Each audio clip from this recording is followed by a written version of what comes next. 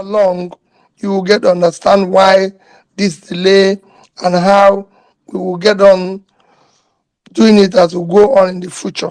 But thank you. Let me allow the program to go on. Very much, Your Excellency. It's a great pleasure to have you here today. So, ladies and gentlemen, days ago we made a request for people to post their questions they would like to ask His Excellency here today. And from those questions, we're able to glean and curate some which we will be asking here today.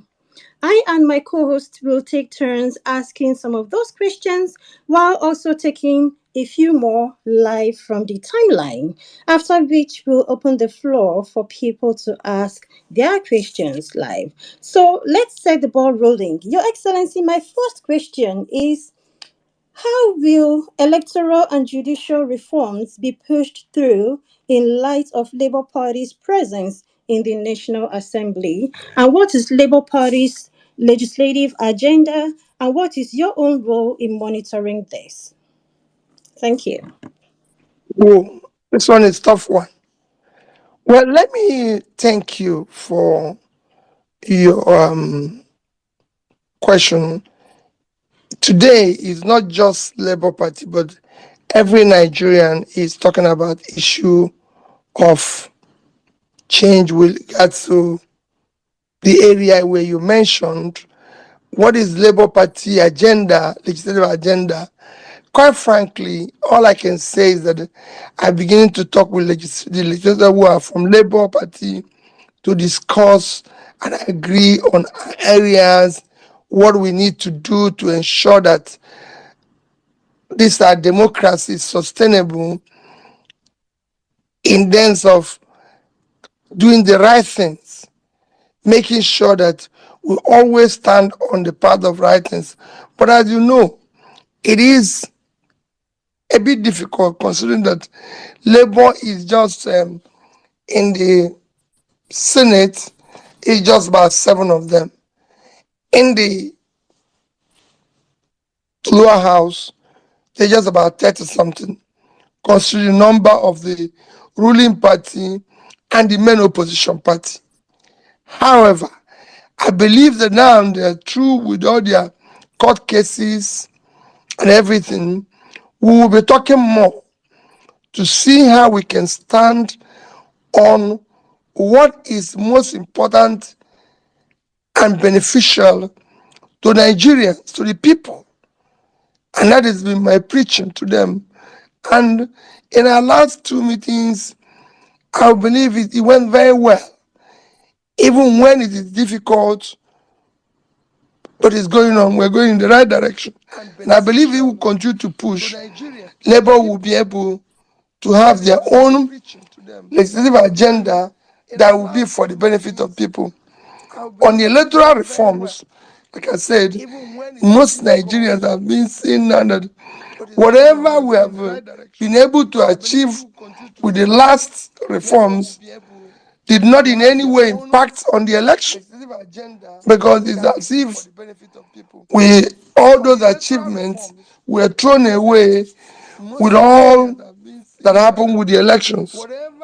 I assure you, we're not just only us on that one. Most Nigerians are, because it's as if all those achievements were thrown away. Okay. Thank you very much, Your Excellency, for that very wonderful response. So, only us on that one. Most Nigerians are.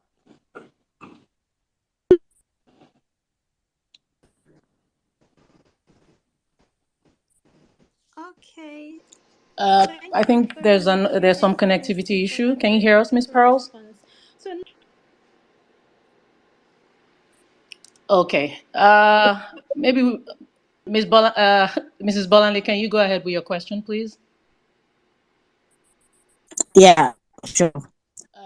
Your Excellency, I know as per your traditions during this time of the year, you're probably getting ready to spend time at one of the many IDP camps in our country.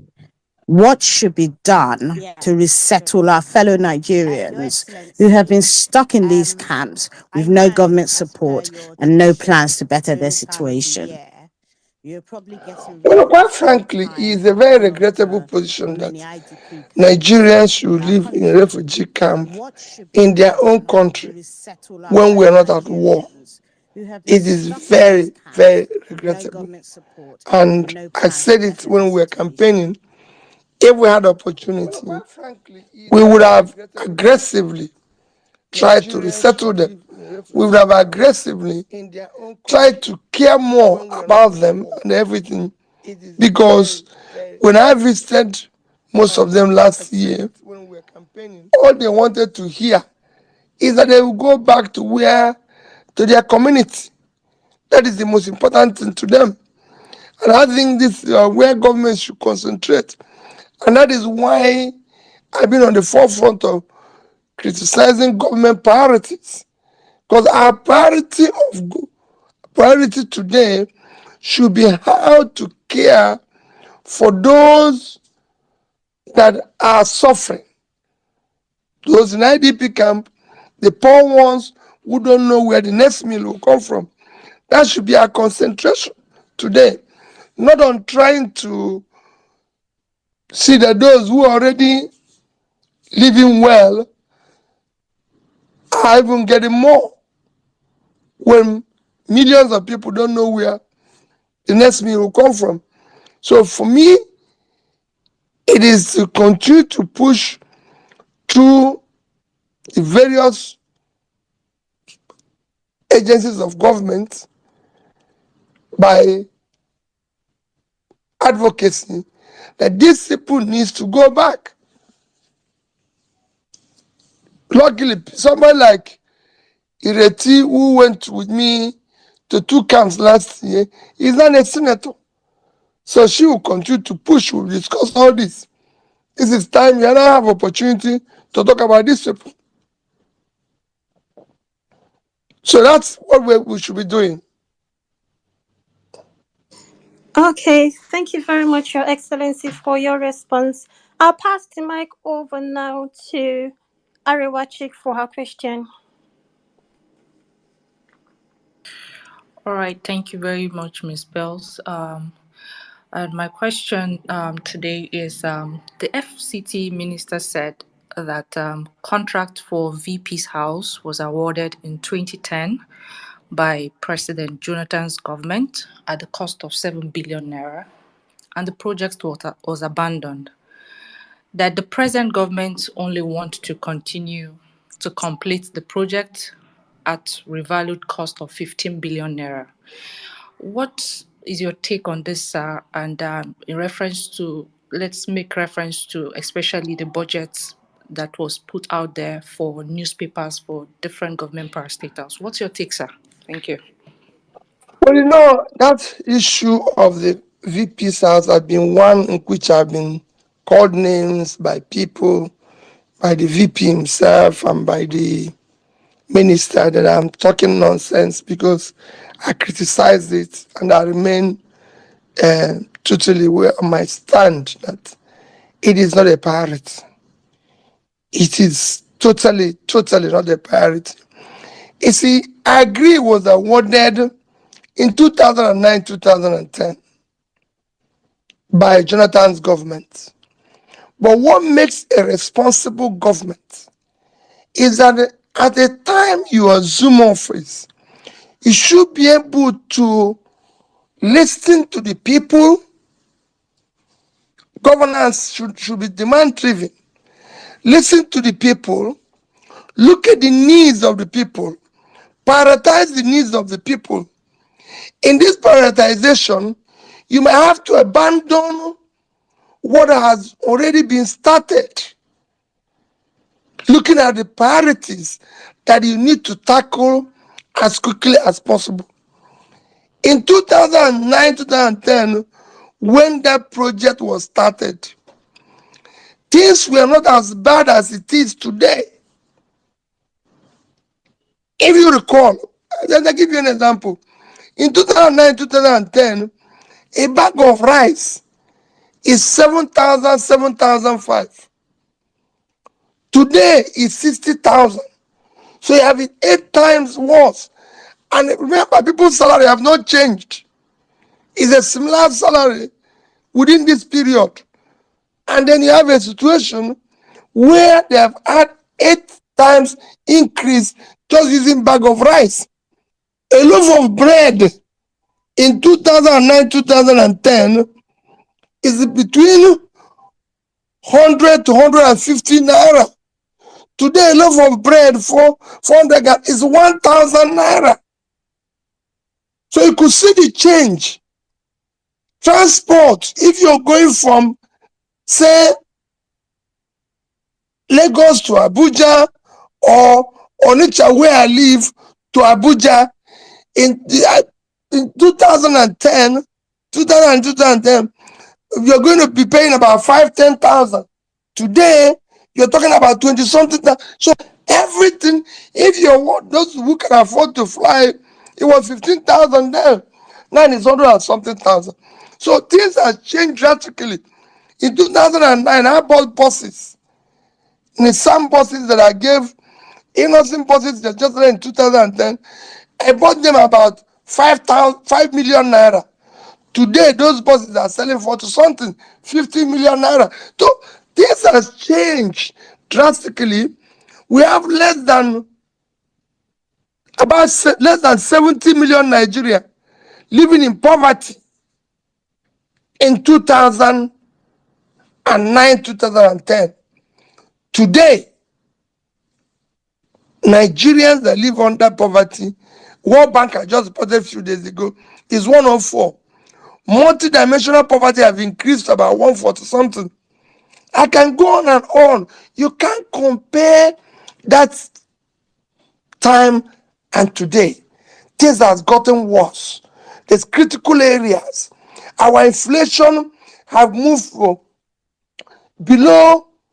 a single digit to now we're almost hitting 30 something because prices of food have gone up drastically. Unemployment in 2009 was about between 10-12%. Today, you have unemployment hitting almost 40. You can see the situation you find yourself. Our GDP per capita have collapsed. Comparably in 2009, 2010, we are at par with countries like Vietnam, even Indonesia, Bangladesh was below us, Philippines. But today they've also passed us. Things has gotten worse. So you have to look at your priority, reorganize your priority. You don't go and start doing things that you used to do when you have privilege of eating a buffet, when you have very tiny money to just buy yourself a very basic a la carte. So you go for it. We cannot be talking about building a new house now for somebody who already have a house or renovating a house, like it's in various budgets where we're renovating houses, not even in Abuja, in Lagos, in this and that and that. You don't need that. If a president or vice president of Nigeria visits Enugu, Lagos, anywhere, for God's sake, if there's no place for him, he will stay in a hotel. When President Obama travels President Biden travels from Washington to New York, he stays in a hotel. If he travels to Washington, to LA, Los Angeles, he stays in a hotel. If he goes to Atlanta, he stays in a hotel. We must not have building everywhere. After how many times do they go there? So if they go there, if they don't see any place to stay, they stay in a hotel for a few days. All these billions we have now should be invested in critical areas of development, which is number 1, health, number 2, education, number 3, pulling people out of poverty. Imagine what 15 billion naira can do to improve our primary health care. Imagine what 15 billion naira can do if you give it to National Hospital to invest in their equipment. Imagine what you would do if you share it to major teaching hospitals of Zaria, Ibadan, Enugu, all. So there's so many things we can use it to do that is important now. Imagine what it can do in our area of education, basic education. Imagine what you can do if you decide to use it to pull people out of poverty by investing it in SMEs. There's so much you can achieve with that. And that is why I said, no, not now. We don't need it now. We can use it for something else that will go a long way in helping the nation. That is my understand by it. You should reprioritize it. I have been in that situation. When I became governor of Anambra State, go ask anybody. We have a big, I think Governor Soludo is trying to complete it now. We have a major project which is supposed to be governor's lodge, government office, everything. When they brought it to me, I said, listen, we can't embark on this for now. We have critical things to do. I recall telling somebody, because within 1 month I became governor, Nigerian Legal Council shut down our faculty of law in our state university. And I recall telling somebody, look at it now, our faculty of law is shut down, and you're talking about going to continue building that lodge. Now, since there's none available, I'm going to renovate what is there presently, renovate the office that is there presently, and go ahead aggressively and see that all these facilities are there. I built that faculty of law, which again will require improvements as time go on. I built it under 1 year just to make sure that those students were not thrown out of school. And there's so many other things that was happening then that we needed to do. We needed to do some critical things, including opening up rural areas so farmers can sell their goods at a better price and everything. Than going to talk about accommodation, renovation, and buying vehicles. So that's what my criticism. And there's so many other items like that in the budget, which, like I said, I'm taking the budget one after the other. Okay, thank you very much, Your Excellency. Before we proceed, I would like to appeal to everyone here. Please do well to share this space on your various social media platforms, Facebook, Instagram, everywhere you belong. Do well to share this space. The more, the merrier. Let's get more people in here. So I'll pass the mic over now to Gloria to ask her question. Thank you very much, Ms. Pearls, and thank you, Your Excellency, for addressing the elephant in the room. We all know about the drastic changes in the economy. It's no secret that Nigeria is currently grappling with a series of unprecedented economic challenges. Now, some experts have even stated and claimed that Nigeria is on the brink of bankruptcy. If you were in the position of the president, what strategies would you have implemented to navigate these difficulties, Your Excellency? But even the present government said they inherited bankruptcy. So it's not just some experts. Everybody have agreed that we're bankrupt, and everybody knows we're bankrupt. If you're going to use almost 100% of your revenue to service debt, what else you need to know that you're bankrupt? First is that a bankrupt person has to behave like a bankrupt person. And the first thing you do is to cut your costs. You cut your cost. You do things that shows responsibility of going through difficulty. The way we're going today is not the way somebody who is bankrupt or near bankrupt should be going. I've said it repeatedly. The cost of governance in Nigeria is criminal. There's too much waste. Those wastes have to be cut off. And you've seen me complaining it, whether it's going to United Nations or going to COP in Dubai or doing this. All these things people think is it. I'm saying this because I practice it at a lower level, subnational level, where you have difficulties that you have to manage your resources more efficiently. Ensure that you invest more in productive area in order to be able to manage your situation. Today we're borrowing money. A country in 2007, when President Obasanjo became president in 1999, Nigeria was owing about $27-29 billion. By the time he left, we were down to below $2 billion.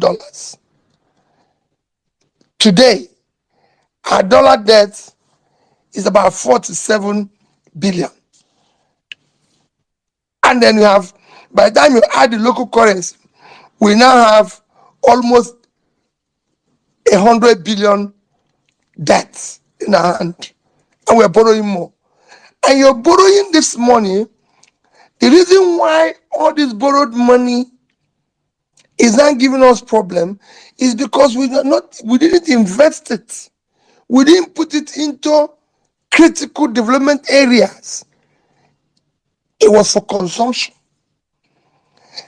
So for me, the first thing to do is to apply the brakes on this consumption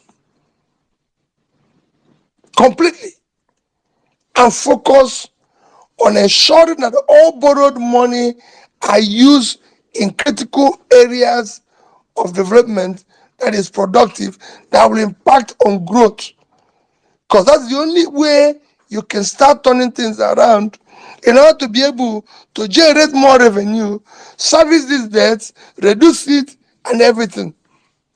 So for me, first is that we have to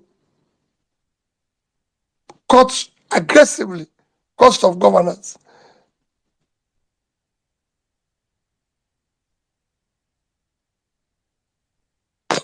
Okay, thank you very much, Your Excellency. Gloria, can we have one more question from the timeline?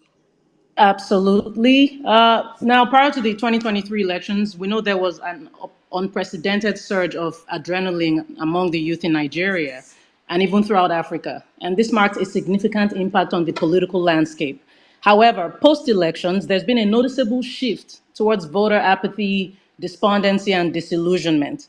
And this brings me to a question from somebody in the audience at Lord Tyrion 4. He's asking, Dear Peter Obi, how are you going to revive and sustain the interest of first-time young voters in the electoral process given the last elections? What do you expect obedience to do? Are you setting up a system to sustain and build momentum? Thank you very much. What I'm doing, let me just say it. I wish this is something where I'm speaking to them in video and everybody can see me. And it's just to say to them, I'm kneeling down and begging you, don't get disillusioned. That's what they want to achieve. What they want to achieve is that we get disillusioned and walk away, and they'll be happy. We will continue with what we're able to achieve. In no time, we'll dismantle this criminality. We will be worse off for it. The monies your country is borrowing today, you are the one going to pay it. Most of us who are borrowing it are in their 70s and 80s. If you look at bonds Nigeria is issuing, there are bonds that will be payable 2046, 2048, 2050, 2060 something. None of us will be there. So this is a time from what you have achieved. This is time for us to stay together, sacrifice more. If I tell you personally what I go through, you will say to me, why do you want to continue this? Every single day, I'm going through one form of harassment, intimidation, everything. But I say to anybody who cares, no, there's no way we can abandon this.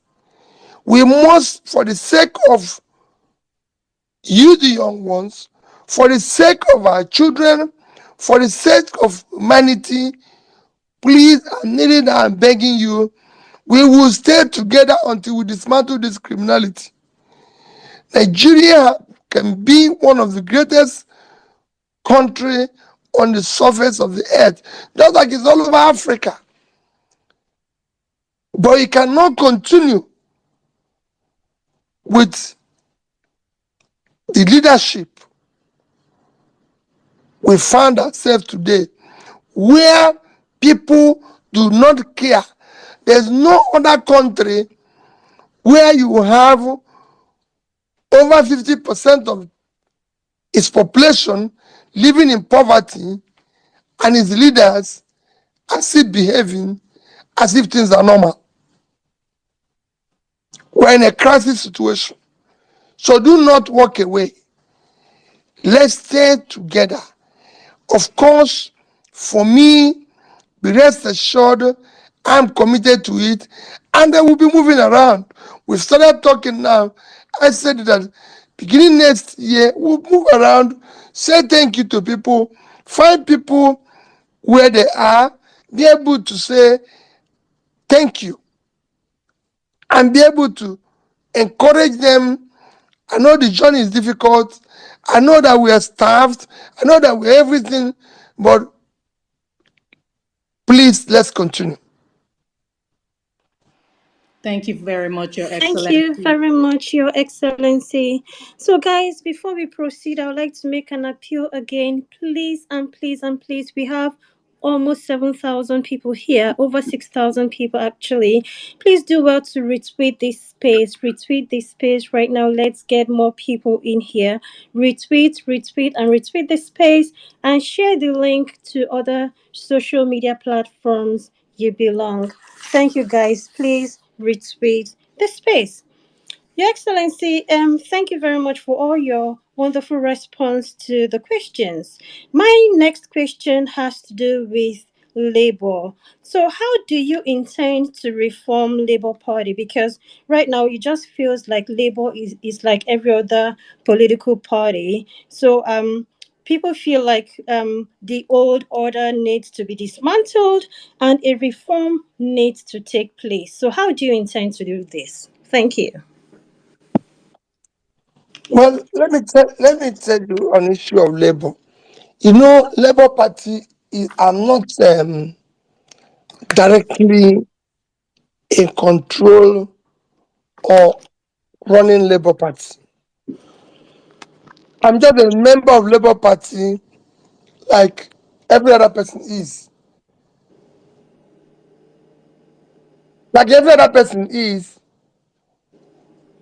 Like every other person is. I'm just a member of Labour Party. I'm not. I'm not running Labour. I'm not the chairman. I'm not a member of a national working committee. So I don't even have a vote within Labour Party. I've seen people who said, I've seen people who said Labour Party that if Peter Obi cannot manage Labour Party, how can he manage Nigeria? And I said to them, I'm not in charge of Labour Party. I'm not the chairman of Labour Party. I'm just a member. It has nothing to do with issue of my office. If I'm the president of Nigeria or governor, or like when I became governor, I was in charge. I was able to say, these are my commissioners, these are the things that I want to do. And I went on and did them. In Labour Party, I don't have that type of powers. Everything that happens in Labour Party is done by the managers of Labour, which includes the chairman and his team. But let me tell you, and I'm appealing to people, Labour Party is not our problem. I have passed through party. When I joined APGA, when I was governor, nobody knew anything about APGA. It was just a small party. When we were in court, we had a problem. People were saying the same thing. If P2B cannot deal with APGA, how can he manage? If he cannot unite people in APGA who are quarreling, if he cannot solve it, how is he going to govern Anambra State? When I became governor, it was a totally different show. APGA was not the problem. It became Peter Obi. For example, if today I was in government, Labour will not tell me how to cut costs. They will not tell me, they will not say, oh, we're going to pursue this policy in education. They will say no. If I say we're going to do this to put people out, they're not going to say no. So these are the direct responsibility that would have been able to be achieved if I had succeeded. If Labour would not stop it, APGA did not stop me from investing, returning school to the original owner. They didn't stop me from doing what I did, cutting costs of governance, saying that nobody should travel with me, nobody should do this, we're not going to buy a bulletproof car, we're not going to. APGA was not involved. So it is same thing that would have been happening if I decide to travel to to go to, say, United Nations conference with 5 people. Labour is not going to say no. If I decide to go to COP in Dubai with 5 people, Labour is not going to say no. So when people mix up these two things, Labour was a vehicle we all belong. It is an ongoing thing. It is good to reform it, and that is being preached every day. To understand, that this is, Labour is not a new party we formed.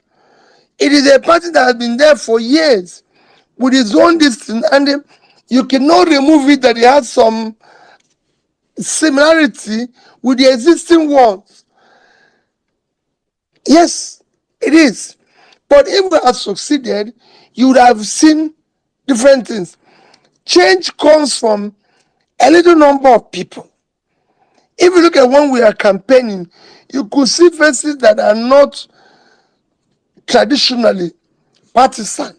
The likes of Atedo side, the likes of Pastor Tommy, Aisha Yusuf, all these people. So it was like bringing people who have like minds and saying, if we succeed, we would have been reforming the country, reforming labor, reforming everything. But like it is, it's an ongoing process. But I don't want a situation where people think, oh, that we must fix labor now in order to get to where we're going. It is all the same ongoing process. Where it is people, a lot of people who supported us, who are obedient, who believed in what we are doing, we're not members of Labour. We're just trying to attract them to enter Labour. And again, if all of us enter Labour Party and everything, we'll be able to again change that situation. I've seen people say, oh, Labour is not winning local elections, and because it's not winning local elections, how is he going to win national one? How is he going to do this? Let me be honest with you. I've urged people to vote the best candidates in any party where they are, to best the best candidate.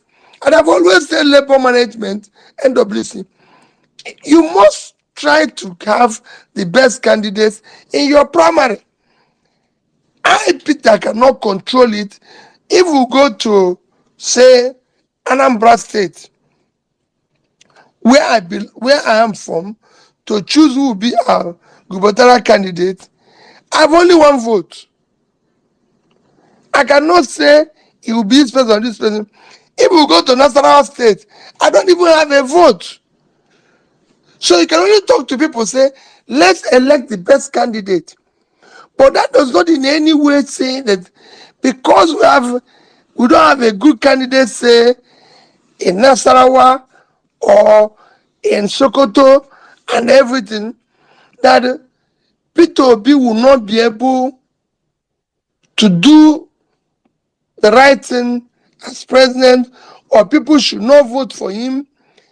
The purpose of the idea of democracy, like it happens in every other country, is that for every election, you look at who is the best candidate for the election,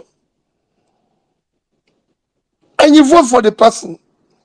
When I was governor of Anambra State, I governed with 30 members of House of Assembly that were not from my party. Local government people, when I started, were not from my party.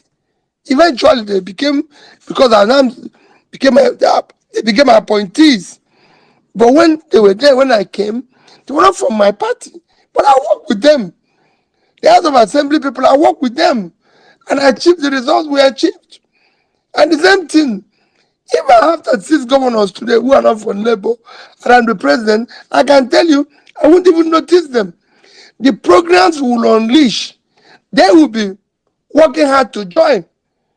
Because by the time they see, the people see what we're doing, which I continue to say, they will join. That's what happened in Anambra State.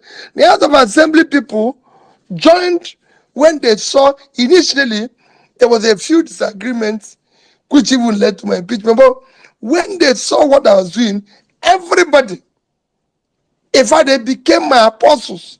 If you ask them, I recall one of the prominent PDP governors asking PDP speaker and everything. I said, how come 30 of you will always agree with Peter?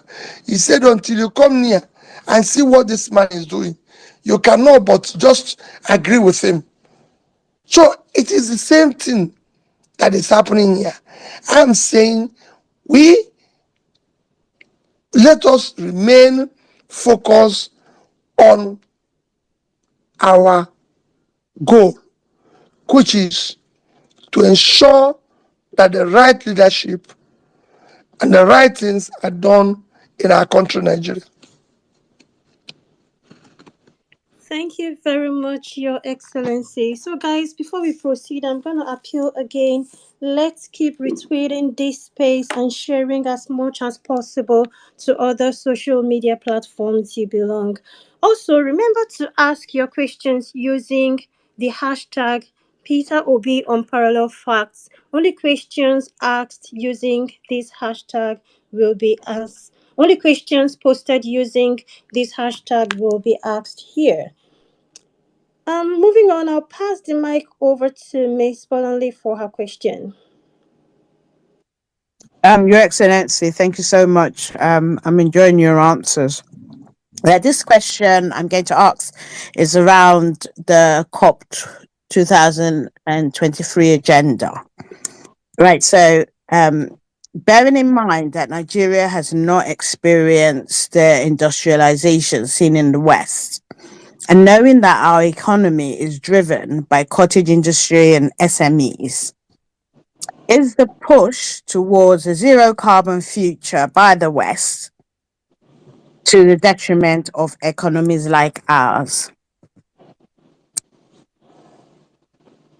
Well, I've answered a lot when I was campaigning and said all this will be negotiated based on our need and our development. We can't just go along with the West that have had an development that we have not achieved, that have put their people out of poverty, that are below 5% unemployment, when we know that the resources or the avenues we need to do that still needs to be developed, and will not be achieved if we go along with the agreement. But that needs to be something that we must bring to the table for people to see what we're doing. China and all this wasn't going along with them before. Today, they are doing very well and are beginning to be part of it because they could see the impact it's having on their own environment. We haven't reached there. We need to do something more. So for me, I will not, it would be something we need to be negotiating as we go along to be able to suit us, to be able to fight and improve our situation, which is non-critical. We cannot talk about people are hungry, people need food, people need job, people need this. All this, as we do that, we'll be able to say, well, listen, we agree with what you're saying, but we need to do this in order to get this. We need to do this while managing what will see make our own environment and the global environment better. We have to also be able to do the things that will make us exist. Thank you very much, Your Excellency.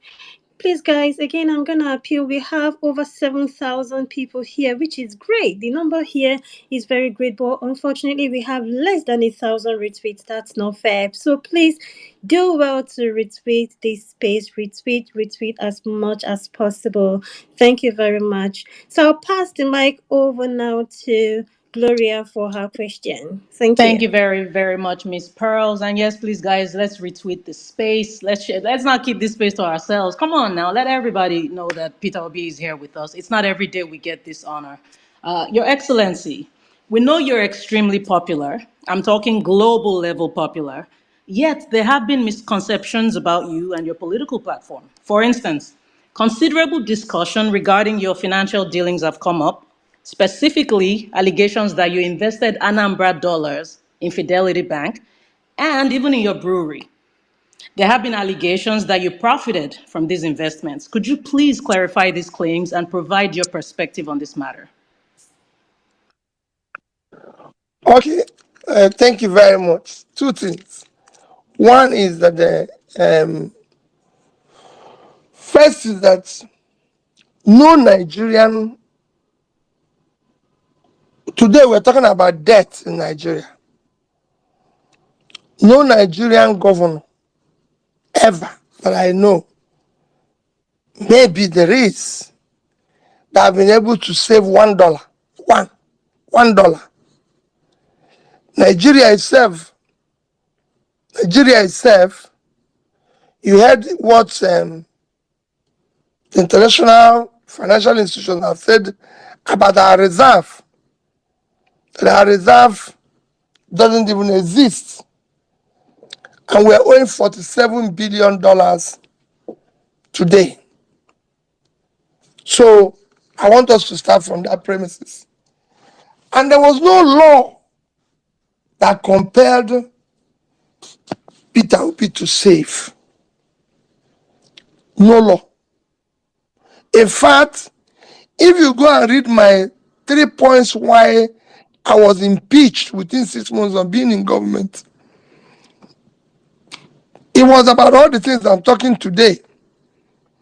And it is important that I always repeat it for people to know. I was impeached for 3 items and thrown out of office. Item number 1 was my own office.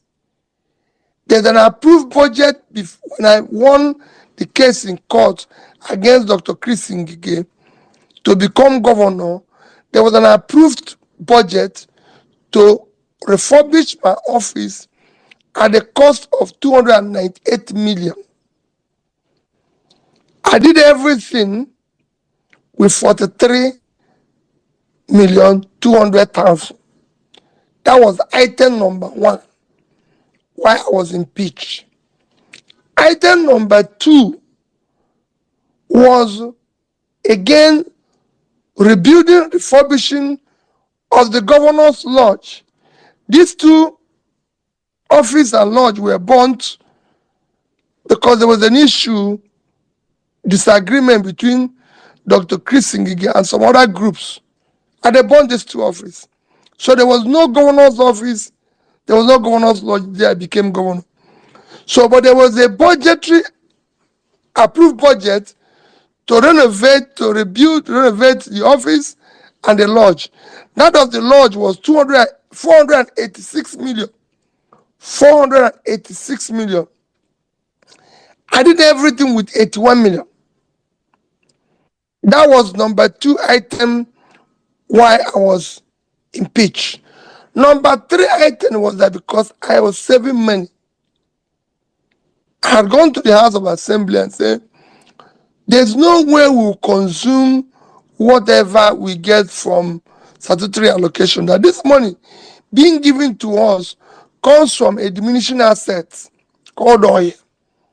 And it is meant, this money is not meant for us, it's also meant for future generation. So we should save some. So it is imperative that we save 5 to 10% of everything we were able to receive.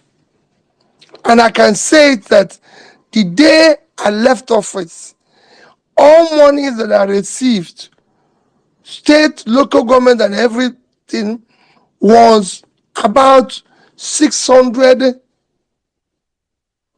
about between 550, 600 billion naira. And that I was able to save between 10 to 15% of this the day I left office. And as at that day, I was not owing salary, pension, gratuity, any contract that had been executed, any supply that had been delivered. I was not owing any. Not in salary, I have 2 months' salary kept for the incoming governor. I decided to invest Anambra State money, this saving, in 3 areas: Naira, cash, dollar, and investment. So if you see where I said I left 75 billion naira, which was the equivalent of $500 million then, you see there's a 25 billion naira, there's $150 million, because as at that time, dollar was about 150, and there's 25 billion invested in different assets.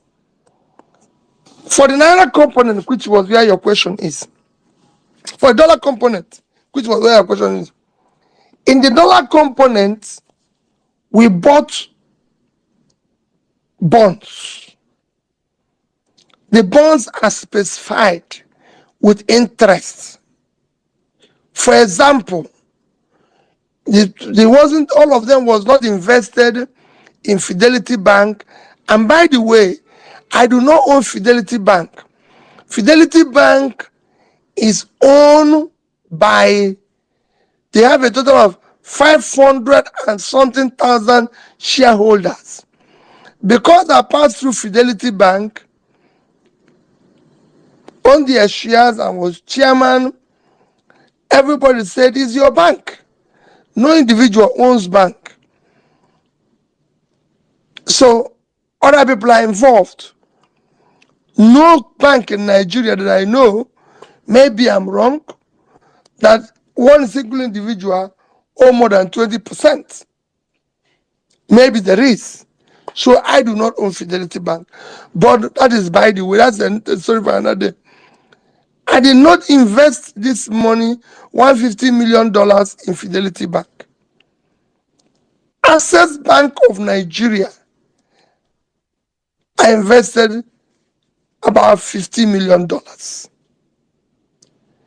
And they're all in bonds. those bonds, their yield were clearly indicated. Nobody, not me, not anybody, can benefit from those bonds because their yield are clearly indicated. The next bank is Diamond Bank. Diamond Bank, again, the yield is indicated. It's about 7% or so. It's clear. It's documented. If you want, give me your details. I'll fax you the documents. You will see the yield are there. So it's not something, it's an open thing. Number 3 is Fidelity Bank. Again, in each of these is $50 million. And we have a law backing it, calling it Future Generation Fund. If those monies were kept today untouched, without adding one kobo, without adding $1 more, it would have been now about 270, call it between 270, 290, even up to $300,000. Imagine if Anambra State today had $300,000 million. Imagine if they have today $280 to $300 million at almost 1,200 per dollar. They will be sitting on 360-something billion naira. No other state has such. The idea was that we were saving money. I recall listening and reading with joy that Soludo signed with Afro-Exim Bank for them to support Anambra State, which is going to be a loan with $200 million. I recorded it with joy. And I asked myself, imagine if they didn't touch the one I saved, and it's about $300 million now, and Anambra is able to get additional $200 million, combine it, it'll be $500 million, because our target is that if they continue to save at the rate we were saving, by year 2030, Anambra would have had about $1 billion. And I will use 50% of it to support SMEs and unleash SMEs drive for exports. That's what happened, whether from China to Indonesia to Vietnam.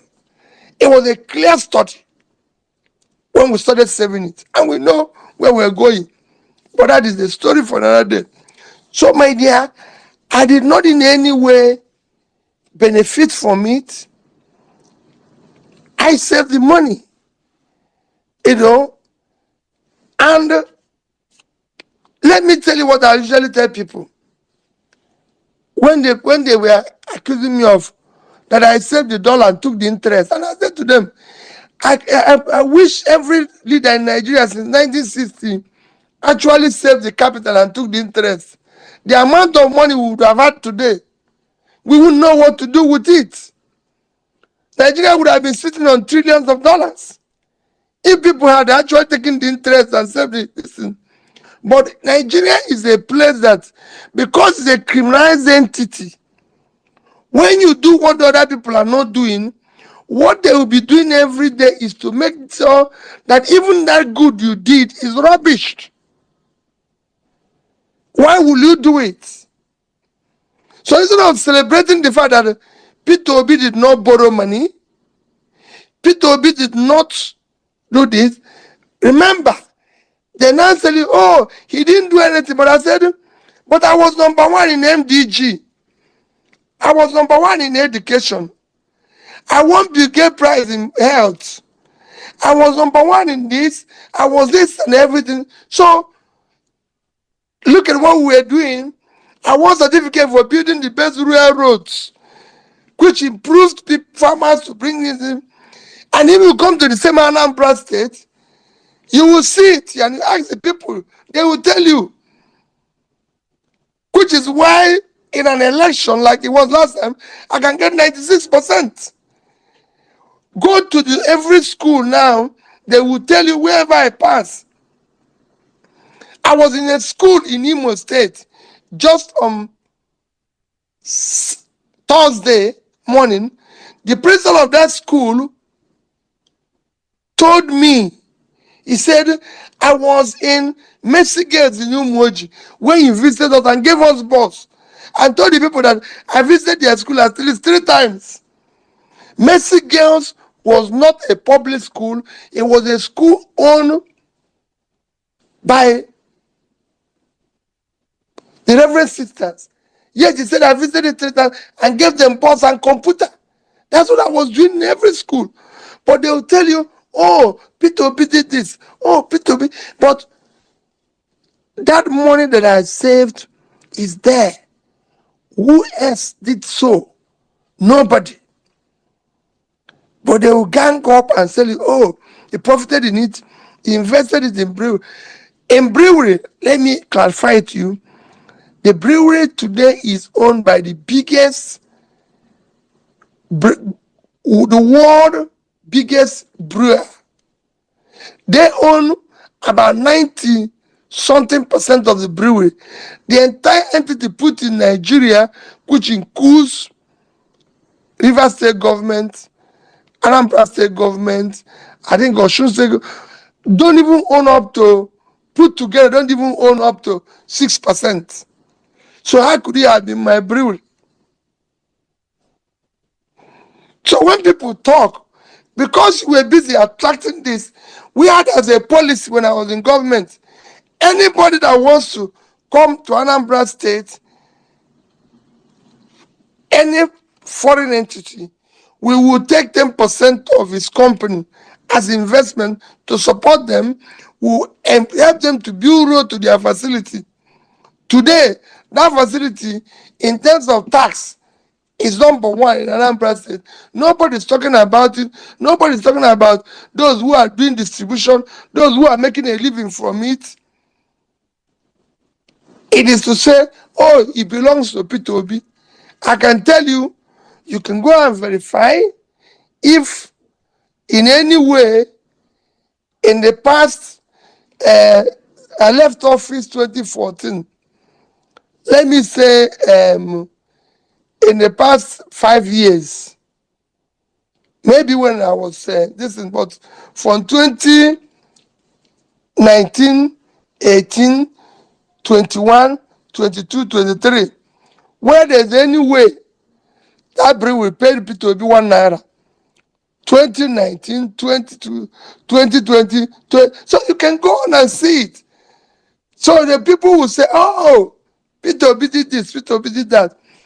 Because they is a gang up of criminals. How do we stop this one person who is trying to preach and do the right thing? And that's why I'm asking people to stay on. We can solve this problem. We can make these people place better.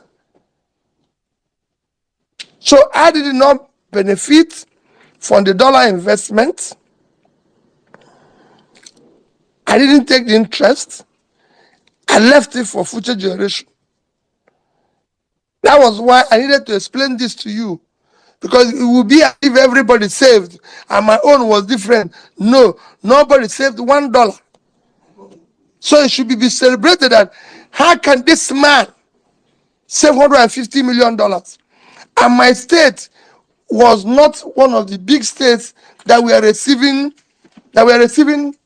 listen, we were the least in terms of receipts. States that receive more. Imagine what it would have been if the 36 states were able to keep the dollars that I kept, and today is 300 times 36. It would have been over $10 billion, and the states are not owing. Imagine what the country would have been today. Okay. And like I keep saying, nobody No human being, no thief sees what he can steal and leave it. No thief, not even in church. That's why if you go to church, even in Nigeria, they say, mind your phone, mind your bag. Because they know that even if the thief is in church, he will steal it. This is the money I can take and go away. But I left it. I left billions of naira and dollars. That dollar would have collected it, even if people start chasing me for it. If I spent 10% of it, I would have settled those people and kept 135. Even when I was going, they wanted to pass a law for me to take 10% of it. I told them it's public money. It should be left there. Thank you. Okay, thank you very much, Your Excellency, for that response. I remember pre-elections, I had a Twitter space where I invited Commissioner of Finance who worked with you, Eze HAC, and he came and spoke extensively on this and also presented some documents to attest to most of these things you said here today. Thank you very much, sir. So real quick, I'll pass the mic over to Arewachik for her question. Thank you very much, Ms. Prowse. All right. Right now in Nigeria, we tend to have something very worrisome happening, and we can't but be left.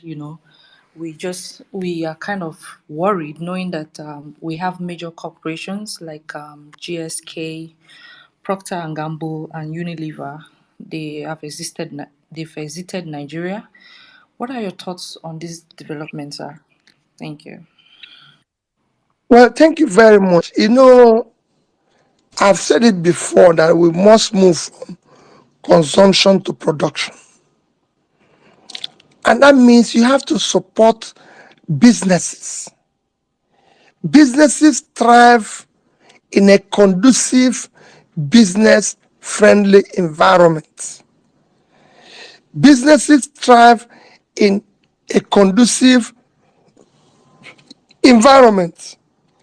Businesses thrive where the disposable income, so people can buy their goods. My sister, 15 years ago, P&G, in their global body, took Nigeria as a country of strategic importance and built a world-class distribution facility in Abara. And for them to abandon it today takes a lot because things have collapsed.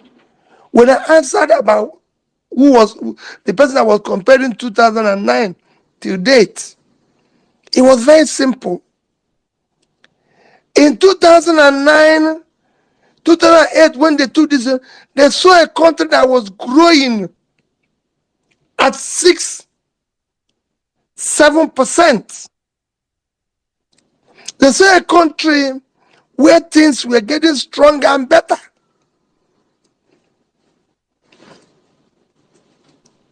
Our debts were low. There were disposable income. The people who were able to buy items today from studies. I even read one for less than 2 million Nigerians can afford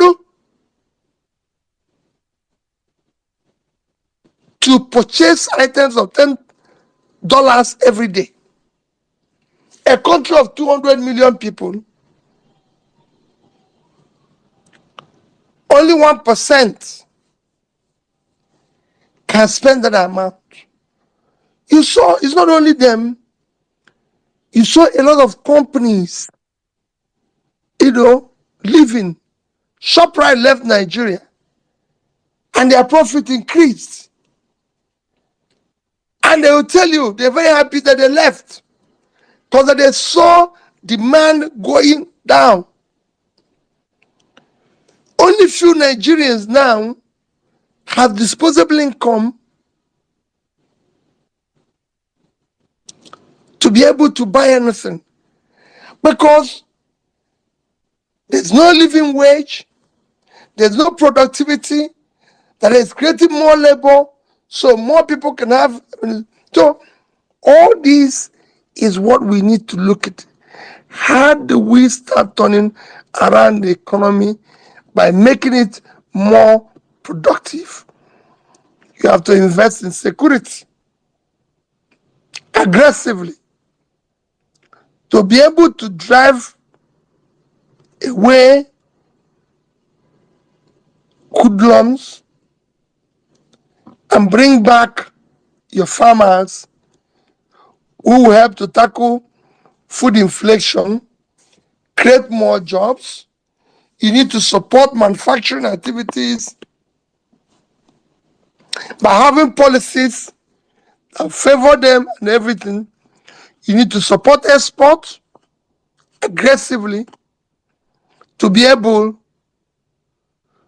to get more foreign exchange, stabilize your currency, have enough currency to be able to get manufacturers to get inputs,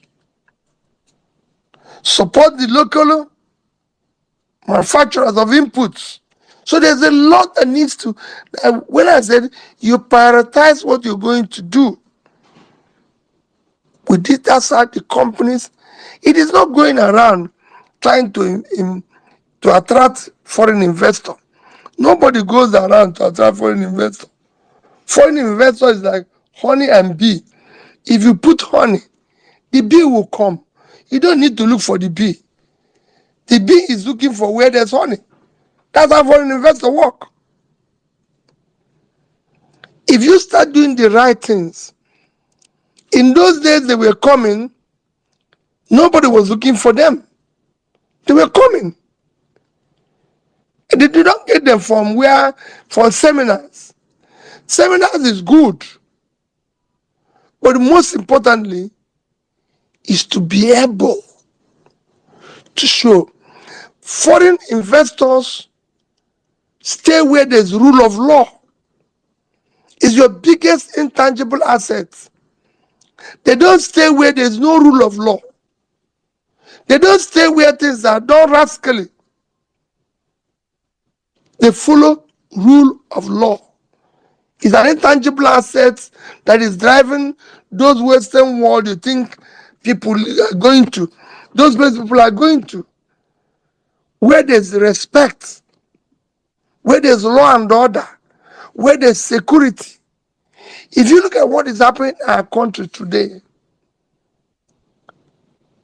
from elections to the law courts to everything is rascally.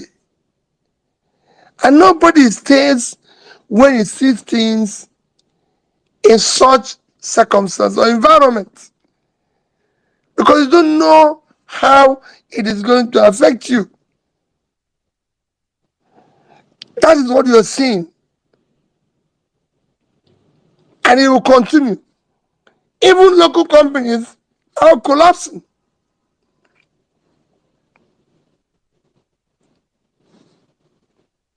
Okay, thank you very much, Your Excellency. So, on to the next question now. But before I go ahead, I would like to appeal again. Let's do well to keep retweeting this space. Thank you very much.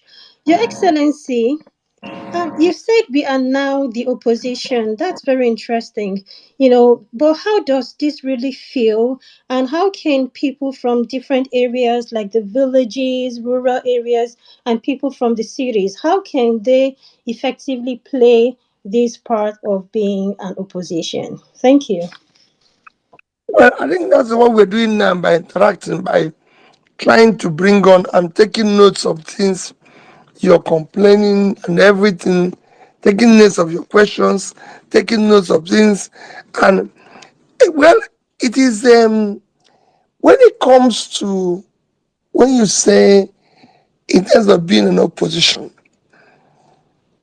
those who supported us, those who are from the village, we're like their representative.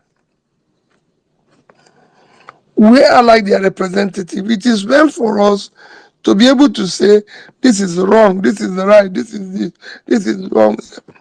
Before now, nobody, not that people don't talk, but there's nobody who, after election, that is consistent saying things are wrong. We should do this right. And that is why it is difficult. You will see that more and more people will probably say, oh, well, we can't continue with this struggle because for them, it does not get them to anywhere where they have to do this. Our policies have been transactional. So by now, P2B would have been settled and he would start saying, well, let's wait till next 4 years and then start singing, even join them in going to COP in Dubai and saying everything is going well, you know, they're doing the right things, the VP needs a house in Abuja. That's how it happens. There's never been a situation where people say, well, listen, we are going to stay in opposition. We are going to do the right things. We're going to ask the right questions. And again, for government, that is why everybody's saying, this man, we must shut him down. We must find out what he's doing. So every day is one harassment or the other. Like I told somebody yesterday, I said, listen, I was talking to somebody yesterday, I said, listen, do not be surprised that in coming weeks or months or anything, they will do anything rascally. They can even kill somebody or they can even put you in a way where nobody will know where you are. But whatever happens, I'm in it. And I'll remain in it. And I'm sure that if anything happens to me, there will be so many other people who will take on and know that we must dismantle this criminality in order to move forward. What the villagers, we are their representative. It is left for us to do the right thing. It's left for us to do the right campaign, to say, these things you people are promising, these things you people are saying, where is he? You know, where are all the people who benefited from billions of money that were shared by previous government to SMEs, to transporters? After COVID, they told us they shared 10 billion, 20 billion to transporters. Where are the transporters who benefited? Can they come out and say they come them? They shared millions to SMEs, billions. Where are the SMEs? Where are all those farmers they gave money? Why would food not be cheaper today? These are issues we must. Because whenever Peter say, where is this billions that were borrowed? People say, oh, they put it here, they put it there. Where is it? So we need to ask that question. As they're borrowing more, the only thing in here today is borrow, borrow, borrow.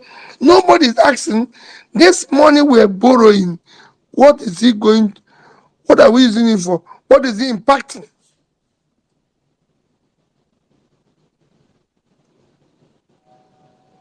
So we are the opposition and we must do what is right to ensure that we continue. Thank you very much, Your Excellency, for that wonderful response. So, real quick, I'll pass the mic over to Mrs. Bolanley for her question. Your Excellency, I hope you're doing okay. And we're not bombarding you with No, questions. I'm fine. I'm fine. That's what we need to do from time to time. And I think the women are not tougher than the men. Okay, sir. Right. So my question is this. During the Senate President's birthday colloquium, right, he said that there was no way you could have won Lagos or Ebonyi State if not by rigging. Your Excellency, what are your thoughts on this? Thank you. You know, I don't like joining issues with people, and The Senate president is an uncommon Senate president. Everything about him is uncommon. So I like doing things with common people, not uncommon people, because I'm not one of that. Because we shouldn't even, it shouldn't even be talking about birthday party in a country like this today. You saw what I put up an advert during my birthday that people should not come for anything and should not do drinks and do anything. Instead, whatever they have, they will give me or think about me. They should give it to the poor people around them. And that's what I've been doing. That's what I'm telling people. Even in this Christmas, I've told people I'm not celebrating Christmas. I'm not celebrating anything, and I didn't even buy cards that I'm going to send people WhatsApp message. Everything that I have to spend, I'm going to use it. I have about 6 nursing schools and hospitals that I intend to visit, because from my experience, I was in. Listen, can you imagine that there's a bomb in Nigeria that killed over 80 people and several others injured, and they're in hospital. They're in hospital. That is less than 2 hours drive from Abuja. And we're celebrating. And nobody has visited those people. No senior member of government has been there. Not. If it happens in any other country, because of the circumstances, from the president, vice to top to Senate president, they will visit there. They will show remorse. It calls for not celebrating. I didn't go out yesterday because I lost somebody I consider a well-meaning Nigerian patriot, Ezife. And that's how it should be.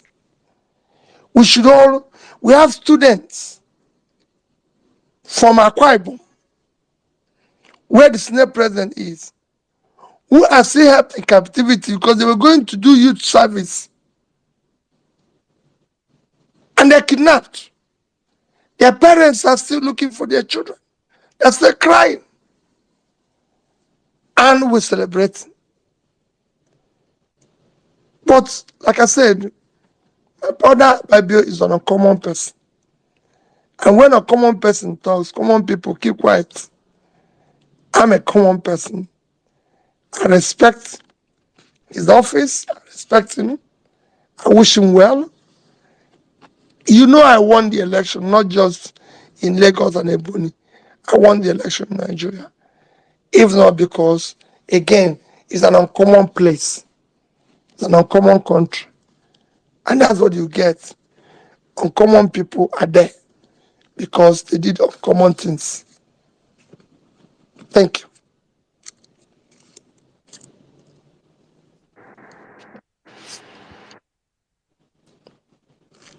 Okay, thank you very much, Your Excellency, for your responses. So right now, I'm going to pass the mic over to Gloria for her question. Okay. Arewachik, have you gone yet? Let me just make sure I don't skip over you. Or maybe I. Okay. No, Okay. I haven't. Okay. Okay. Can she go first, and then I'll come after? Sure, Arawachik, please go ahead. Thank you. All right, thank you, Ms. Pearls. All right, this question was asked by someone, and the question says the Labour Party lawmakers have faced some I'm not hearing you very well. Okay, the Labour Party lawmakers have faced some criticism from people who feel that they could represent the obedient vision better. What are your thoughts on this? Well, let me be honest with you. I've tried to bring this to the attention myself. and say, these are what people think you should be doing. I, Peter, have done that. And I'm sure with time they will improve. Let us not think somebody like those who were close to me when we were campaigning will always hear me say this.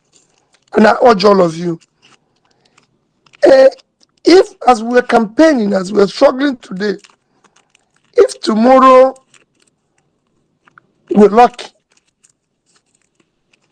in the sense that God wants us to change the system, please don't think that when I go in there, you walk away and I'm going to do the magic.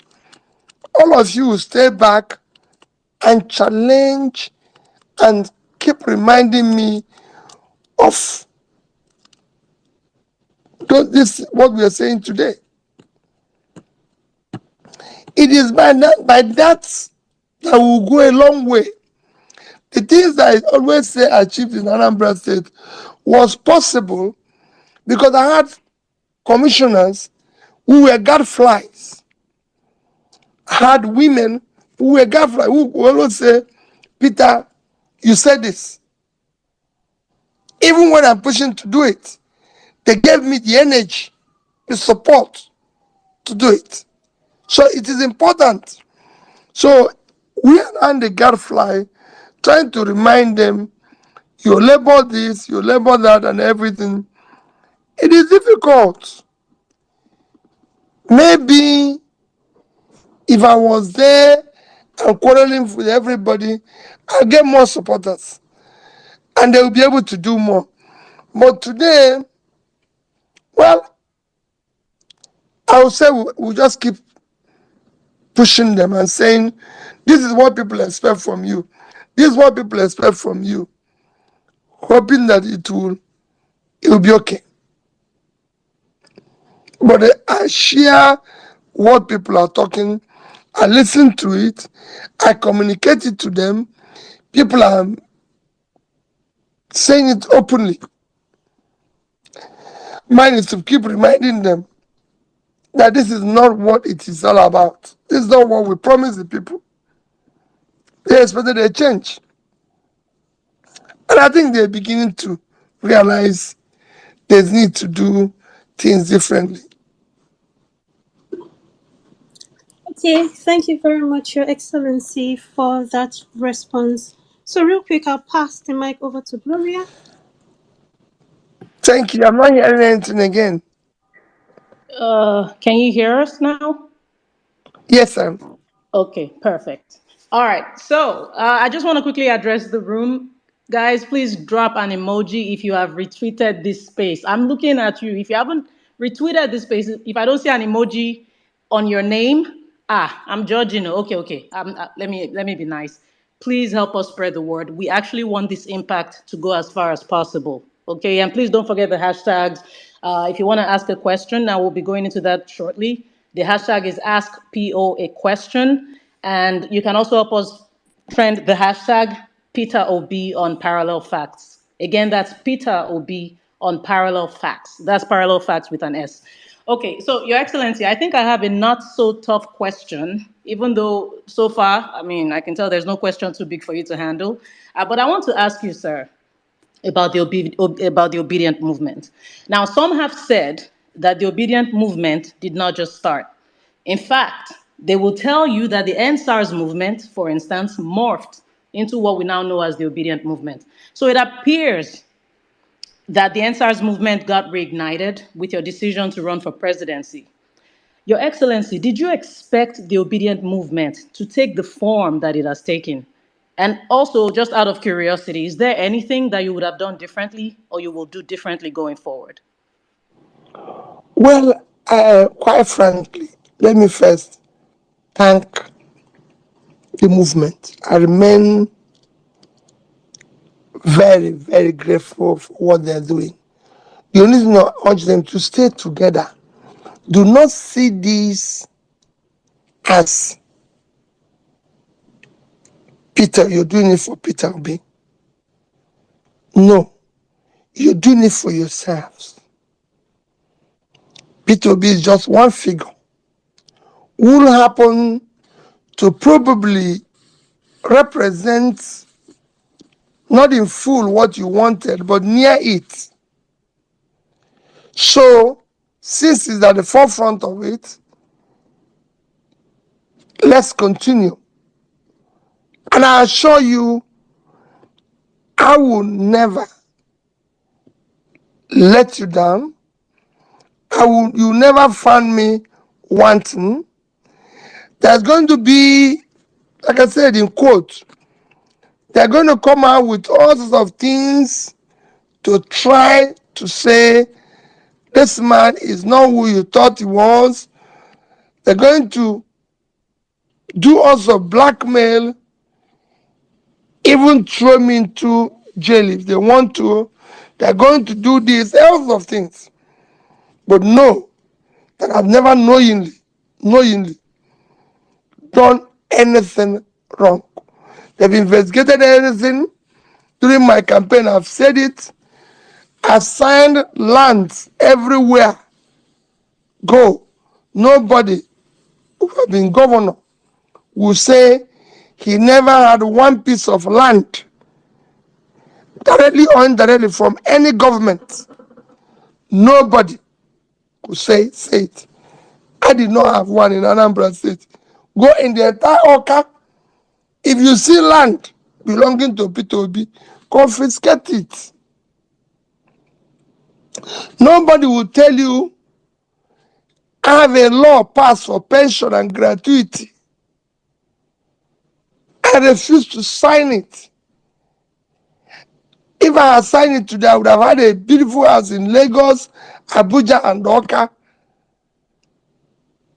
Since I left office, Anambra have not bought me a sachet of pure water. I'm not regretting all that. But they're going to come out with all sorts of things like they're telling you now, he saved dollar, benefited from it, when nobody actually saved $1. And I saved $150 million. When nobody saved $1. And I saved $150 million. Which in any other country, that would have given me the highest title available. If there's all highest award, it would have been a celebrated case. But it's not here. So they're going to do that. For me, it is about let us join hands, my dear people, and save this country for benefit of all of us. A bigger movement where what I can call, like you said, it was from the answers, it was from the people in the villages and everything. Because if you look at it, you won't say that all those who voted for us, in some states we had 80-something%, all those people in Edo, Delta, Anambra, and Imo, all this, we are not Nasarawa, Plateau, all this, we are not Benue, we are not NSAS people. However, they all are people looking for a better space, a better thing. Jos, I grew up seeing Jos as a place where everybody wants to go to. I recall then when I was in the banking industry, as chairman, we're going to say, everybody say, let's go to retreat in Jos. I was telling people when I was in Kaduna 2 few days ago to see the people affected by the bomb. I showed somebody where I stayed in Kaduna for 2 weeks. Now before, for me as a trader, I booked a year to come to Kaduna Trade Fair. A year, I book hotel a year ahead of time to be able to attend Kaduna Trade Fair. I go to Kanu. I tell people that I used to come, stay 1 week, 2 weeks in Kanu because I have to do business. All the factories were in Bompai, Shadan 1, Shadan 2. I have to stay there. The businesses were going. I used to travel. Nigerian Airways was going Lagos, Kanu, London. London, Kanu, Lagos. That I used to arrive Kanu 4 a.m. in the morning from London, start meeting by 9 till 6 in the evening, go back to Lagos with the same Nigerian Airways. I used to come, stay in Kanu 3 days, from there to London and back. These things were all gone. Travel from Kanu with Nigerian Airways to Enugu, all these things. So all these is things we have looked at and said, how did we get here? Can we change it for our own children? Can we change it? It can. Those things are still there. It will take time. And whenever I see government upon government, I see they are not sacrificing towards that change as it's happened in other climes. So, the obedient movement, I urge, stay together, whatever form it is. And for me, we will continue going forward. Maybe my little bit of understanding of, so where they are coming from, whatever it is, my plea is that let's continue to remain together, to not look at yourself where they're going to tell you, oh, you're from here, or you're from there, or you're from this religion or that. They're now trying to do everything to divide us, or telling you, oh, this man you're following is not who you think he is. You know, he's a fake man. I've had even recent article that says I married a foreigner before, you know, that this my wife is not the first wife I married, that I ran away from UK because, so you have going to get all sorts of things. And who knows what anything they can do, they will do. They've started by duplicating my identity, duplicating this and that. So mine is to urge you, let's remain the family we are. Thank you very much, Your Excellency. We are going to have one more question from Gloria from the audience on the timeline. Thank you. After which we will No, I think I open lost the. Your Excellency, can you hear Hello? me? Can you hear us, sir? Hello? Okay. Okay. Okay. So, Your Excellency, we are going to take one more question from Gloria from the timeline, after which we'll open the floor Hello? for the audience. I think he's not able to hear Miss Pearls. Your Excellency, can you hear me? Yes, I can. Okay, I think there's a connectivity thing, but I have a question from somebody in the audience. At Daniel, oh gosh, I don't want to mispronounce your name, but at DG D Benewe, D Benewe, sorry about that. He says hashtag ask PO a question. After the mistaken bombing of over 120 Kaduna citizens by the military, the Minister of State for Health said it was an act of God. Do you think these comments were well founded? Well, I don't think so. I don't believe in that. It's good to say it was a mistake that you can admit, but I don't believe in act of God. You can't go and kill people and say it's act of God. You know, that is not the way to go. You know, for me, I was there, like I said, these things do happen, but like I said when I visited them, it has happened 16 times since I think 2009 or 2010. It has happened about 16 times, and nearly 500 lives are lost by this mistaken bombing or shooting.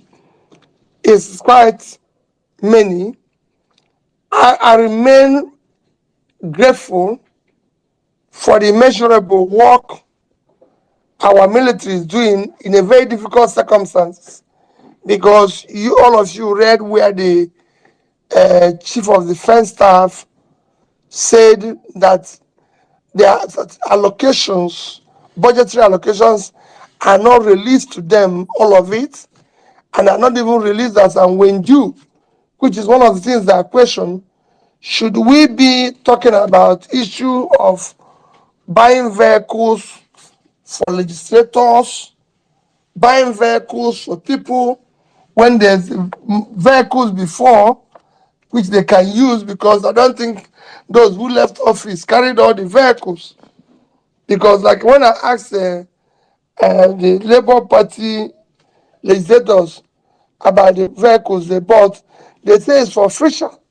And I'm sure the last one, the last people bought, it was official. But when they left with the official vehicle.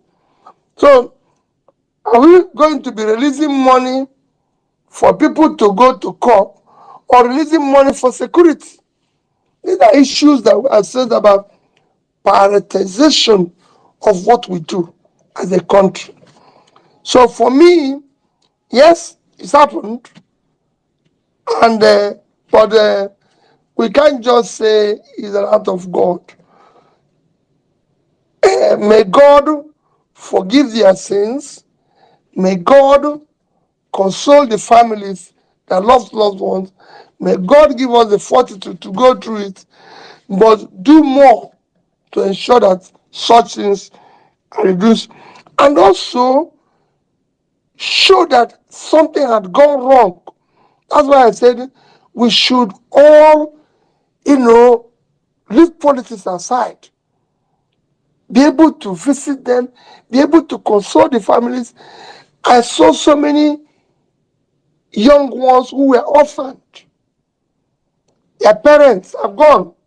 One of them that I was carrying was saying that his mother went to buy something, but the mother and the father is gone. What are we doing to make sure that these children are able to live a better life, go to school and everything? That's what should be worrying us. But I can tell you, even for me to go there was very difficult. People didn't want to receive you.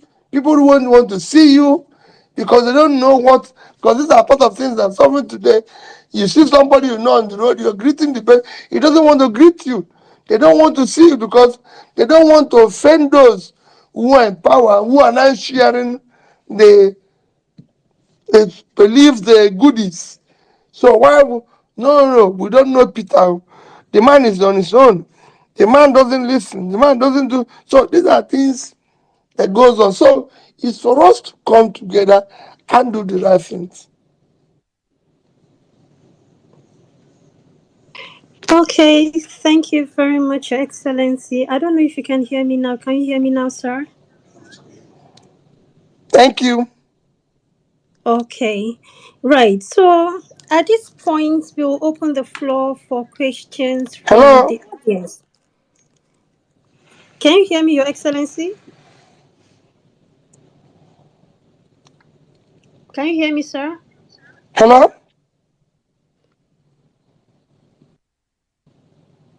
Okay, I think we're still having a bit of connectivity issues.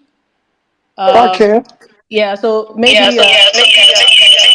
be the translator for Miss Pearls. Miss Pearls, you can go ahead. Miss Pearls. Okay.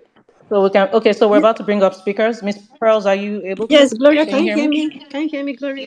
Yes, I can hear you perfectly. Beautiful. So right now we'll open the floor for questions from the audience. For the purpose of time, we're gonna give just 1 minute each to everyone to either ask a question or I'm, make a I'm not hearing anybody. Okay, so what Miss Pearls is doing right now, Your Excellency, is she's introducing speakers. So I think there's a connectivity issue where you're unable to hear her, but we'll get that resolved shortly, sir. But right now, what she's Okay. doing is bringing up speakers, and I'll let you know what we're doing next. Okay. Thank you. Thank you very much, Gloria. So, guys, we're going to be passing the mic around now to the audience to ask their questions or make a comment. If you want to do either of both, you can, but ensure you do that in just 1 minute. And for gender balance, we're going to pass the mic around, one lady, one guy, to ensure equality here. So moving on real quick, let me start with Johnson. Hi Johnson, how you doing? Hello, Pearl. I'm actually doing well. Please go ahead and ask your question or comment. Okay, thank you so much. And Your Excellency Peter B, it's good to hear from you. I think this is the second time I've actually attended this space with you. So my question is going to be real quickly because a lot of us in Nigeria watching the judiciary system, like to be very frankly, a lot of us have actually lost hope with the Nigerian judiciary. So I'm just trying to get your thoughts on how you think we can be able to reform the Nigerian judiciary in such a way whereby the presidency will not be controlling the other arm of government because they are supposed to be independent. But we can see what is actually currently going on is actually the opposite of it. So what are your thoughts on how the judiciary in Nigeria could actually be independent? Thank you.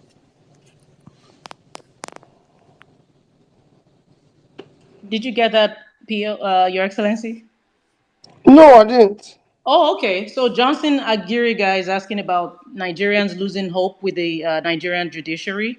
Johnson, did I get everything you wanted to ask? Is there any part I'm missing? Yes, you got that correctly. Okay. And okay, so that was the question, and how they should navigate that going forward, correct? Yes, Well, how? um, it is not just losing hope in Nigerians losing hope in judiciary. I answered it before.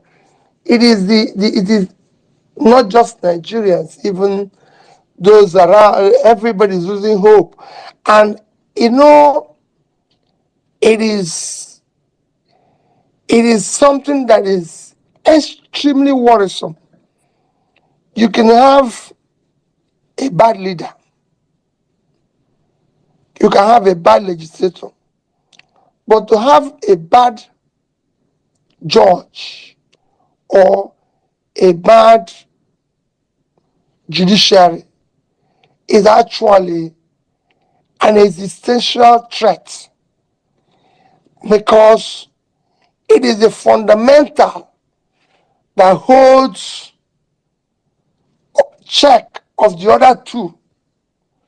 So what we are going now, which is what I was saying, that it is a huge existential threat that you're seeing foreign entities leave. Nobody stays in a country where there's no law and order, where there's no law. The biggest contributor to GDP of the Western world is intangible asset called rule of law. And wherever you don't see it, people leave. And but all I'm telling people that these are the things we want to change. That is why, so when we're talking about the new Nigeria, it is not a new Nigeria where you will only have move from consumption to production. That production has to come with the rules of law that will endure, that will make people to be sure that if anything goes wrong, I can go to court, I can go to the police, I can go to this, and it will be set right. But now, because of the gangsterism, everything is being turned upside down. People who are today debtors are the ones who are setting the rules how to manage our financial system that looks after debt. So these are things, so it's all upside down. Until we have this new setup, you have to start virtually dealing with every issue, including the judiciary, because it's shown that it's collapsed too.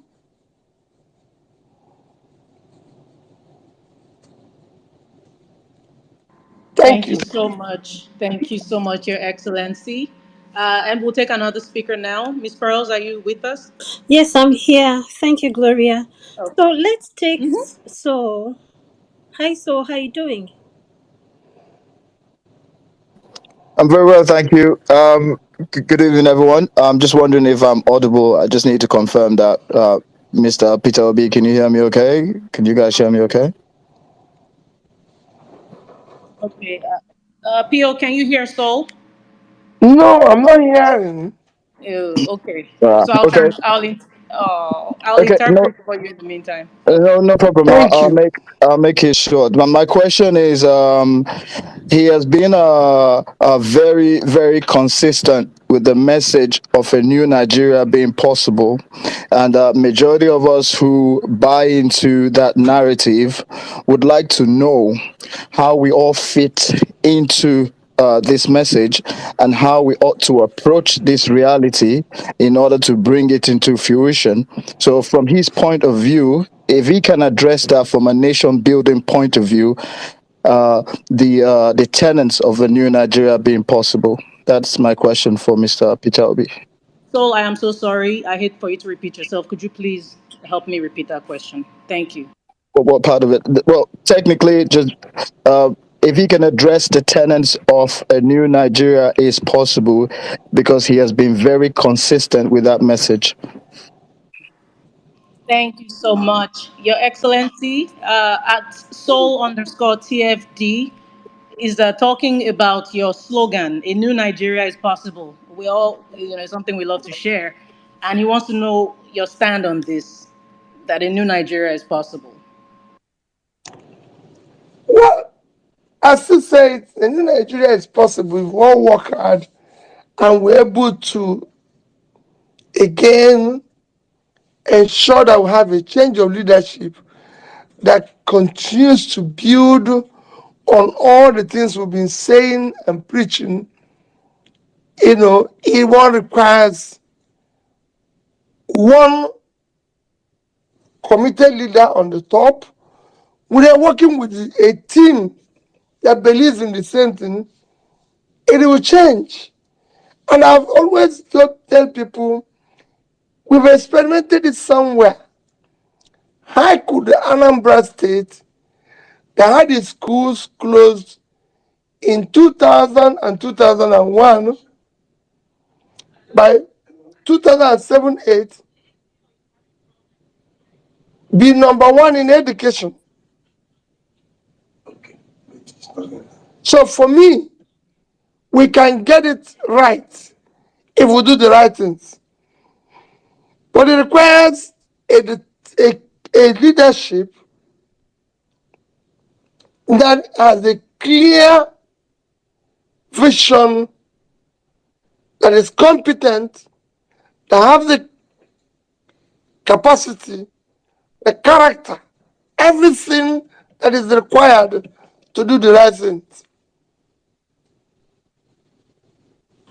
Thank you so much, Your Excellency. Miss Pearls, who do we have next, please? Okay, thank you, Gloria. Let's move on to Tosin. Hi, Tosin. Hi, Miss Pels. Good afternoon. Hopefully, you can hear me clearly. Yes, please go ahead, Tosin. Thank you very much for allowing me. My president, His Excellency Mr. Peter Gregory Obi. Thank you Sorry, very much for all. my apologies, Tosin. Before you go, Hello? let's confirm if His Excellency can hear you. Hello? Okay, Your Excellency, can you hear Tosin or Miss Pearls? No.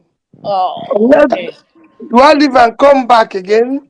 Will it make the difference? Should we try that? We just don't want to lose you, sir. Okay, let me stay on. Oh, but Okay. I mean, if you can leave, and well, let me see if Sir Dam.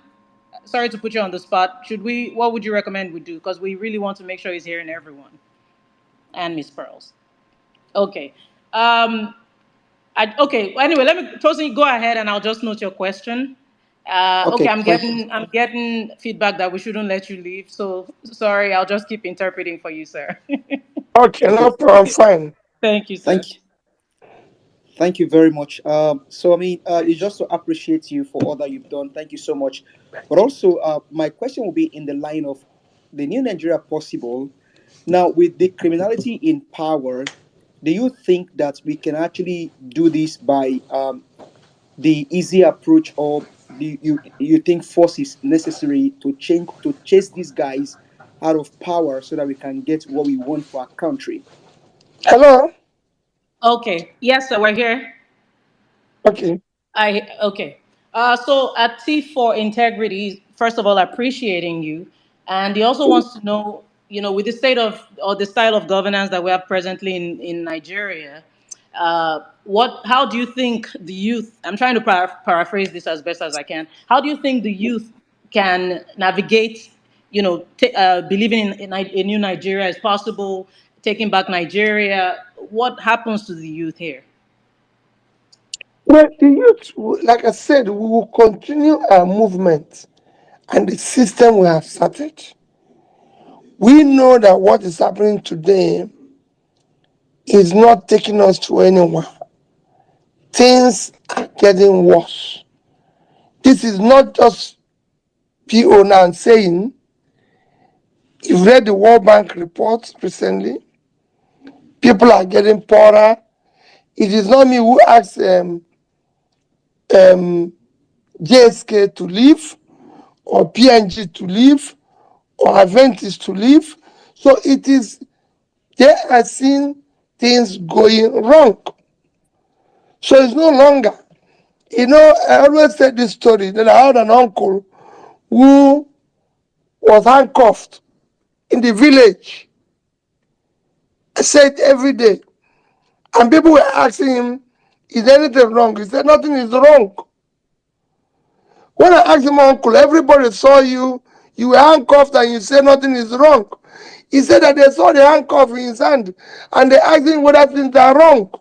So everybody can now see the handcuff on the hand of Nigeria. So it's no longer Peter will be preaching and saying it's wrong.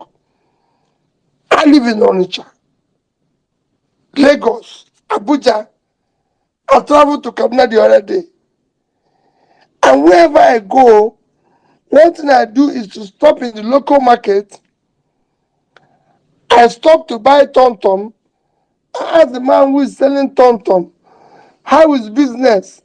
He said things are very bad, that they can't even sell tom tom. Now they used to get 2 packets in one day, it will finish. Now they can't even sell tom. So things are bad. So the only way the youth can is that if we continue, we will be able to deal with this. Some of them are students in school. How are they faring? What is happening to their schools? They've been promised, they were promised even loan. How many of them have received it? How many of them have received it? So these are things that should worry them. You know? So that's the thing. So the most important thing for the youth is for us to stay on together and saying, yes, they're not going to come, give some of us money, do this, because that's what has happened over the years. Over the years, that they will do youth association, they will take their head people, give them money tomorrow. Because of it now, most of our youth, you have a lot of youth age groups now, because by the time they finish using you, they drop you, then you have no alternative than to form your own group. Form your own group. So if you go now, there's so many youth group, there's so many groups, because the people they've used to dump, you start finding relevance in one thing or the other. And politics, people are now, the only business that happens in Nigeria now is politics. It shouldn't be. Should be other areas of endeavor. So the youth, there's a lot of sacrifice you need. We really appreciate that answer. Thank you so much, Your Excellency. Thank you at Maya Hees for drawing something to my attention. At Soul underscore TFD, your question was also centering around before we can get good leadership, what are the responsibilities and roles that citizens need to play in order to actualize the new Nigeria? And I think PO has spoken along those lines. So thank you so much for that. PO, we need you so much. The people want to speak with you directly. Do you mind stepping out and coming back in, please, sir? Sorry for the inconvenience. I should go out and come back. Yes, please, sir. Just go out and Yeah, request the mic again. Thank you. We'll be on the lookout. no problem. Thank you. Thank you, sir. Over to you, Miss Pearls. Thank you very much, Gloria. So while we wait for people to leave and return, Okay, I think we yeah, have some. Okay, can you hear us, Miss Pearls? yes, I can. Can you hear me now, Perfect. Gloria? Yes, I can hear you. Okay, so while we wait for PO to leave and return, I'd like to make a kind request to everyone here. We have tons and tons of people requesting for the mic, but it's mostly guys. I'd like to request for the ladies I would like to appeal to the ladies rather to request for the mic and come up here. Don't be shy, don't be scared. It's an open space for everyone to come share their thoughts and ask their questions. We have one lady on stage already, but we want more ladies on stage. So please do well to request for the mic and join the conversation here. And my apologies if I'm not able to respond to DMs right now. I have tons of them as well. I'm trying to coordinate here and another platform. So please bear with me. So we will wait for PO to come I'm back. back. Okay, he's back already. Your Excellency, can you hear me now? I can very well. Perfect. Thank you very much, sir. So real quick, I'll pass the mic over to Mary. Mary White, how you doing? Hi, Pearls. Hi, Your Excellency, sir. Hi, Power of Facts. Hi, everyone. Thank you very much. Excellency, hi, so it's good to see you, to talk to you again on Power of Facts. Thanks. So my question is, I know you have encouraged us to be opposition. Can you hear me, sir? Yes, I can very well. Okay, so you have encouraged us to be the opposition. So my question is, what is your stand for, I guess, the obedient movement and also the Labour Party forming a formidable opposition with other political parties? Thank you, sir. Well, like I've always said, I'm not desperate to be president of Nigeria. I'm desperate to see Nigeria work. So if we have other people who can collaborate to achieve that, why not? But we must be sure that they believe in what we are fighting for. It is not be a collaboration, an association that will end up in transaction. Because that's what you see in Nigeria. People say to you, let's work together, let's form this together. Only to see that it's the same forming together to go and start doing the same thing that we are all fighting against. If it is genuine for us to collaborate, I think the parties, the opposition parties should come together. But they will have to come together where we are all going to sacrifice. I know what is happening to me now. I know the pressures I am in to be in, and I know this pain it is to be out, where people are saying this thing you're doing, you're just going to put up yourself where they will destroy you. Why don't you do this? Why don't you go this? Why don't you go along? You cannot change Nigeria. Nigeria is this. Nigeria is unchangeable. Nigeria is this and everything. So if we see people who believe in the same thing we're doing, who we can all work together with, yes, I'm all for it. And I believe there will be. But until then, let us not go and do collaboration for the sake of ending up in transaction and then let the people down. I Peter Obi have said it, God, do not allow me to continue or do this if in the end I'm elected and the poor people in the north today who I know you can pull out of poverty, poor people in the south, people you have to put, you cannot do it. I believe I'm committed to what I want to do, and I have an idea of what I want to do. And I believe that it is what is best interest of the country. So in that case, those who believe in the same thing, let's work together and achieve it. But let not be the type of situation that has happened in Nigeria, where people came together, were shouting, and when they had the opportunity, they could destroy the whole thing completely.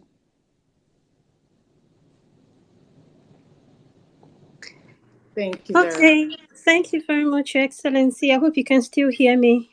I'm hearing you very well now. Perfect. So right now we'll take one guy and then we'll take one question from the TL. So let's take Joey. Hi, Joey. Hello, everyone. Your Excellency, happy Sunday to you, sir. My question I to you wish you the is, best. this: the country is heavily divided at this point, and we all know you're going to be the president someday. How do you plan to unite this our divided nation, sir? Thank you. Let me tell you, our country is divided by transactional politics. It's divided by transactional politics, divided by politicians who want us to remain divided for their own interest, for their own transaction. Once you move this country from consumption to production, the country will unite. It will be the same because people's hard work, talent will match up their opportunity. Then every other country in the world is divided, even United States. The reason why they're not in UK, same thing. The Scottish man, does not believe in the English. The same thing. So many other Ireland, all this. However, because it's a productive system, people's hard work and talent match up the opportunity. There's nothing to share. What we're sharing in Nigeria is finished. What is remaining is production. I have said we can make more money from the vast uncultivated land in the north than we make from oil. If you go to cultivate that land, the people in the north will have a job, they'll have a better place, the industry that left the north will come back.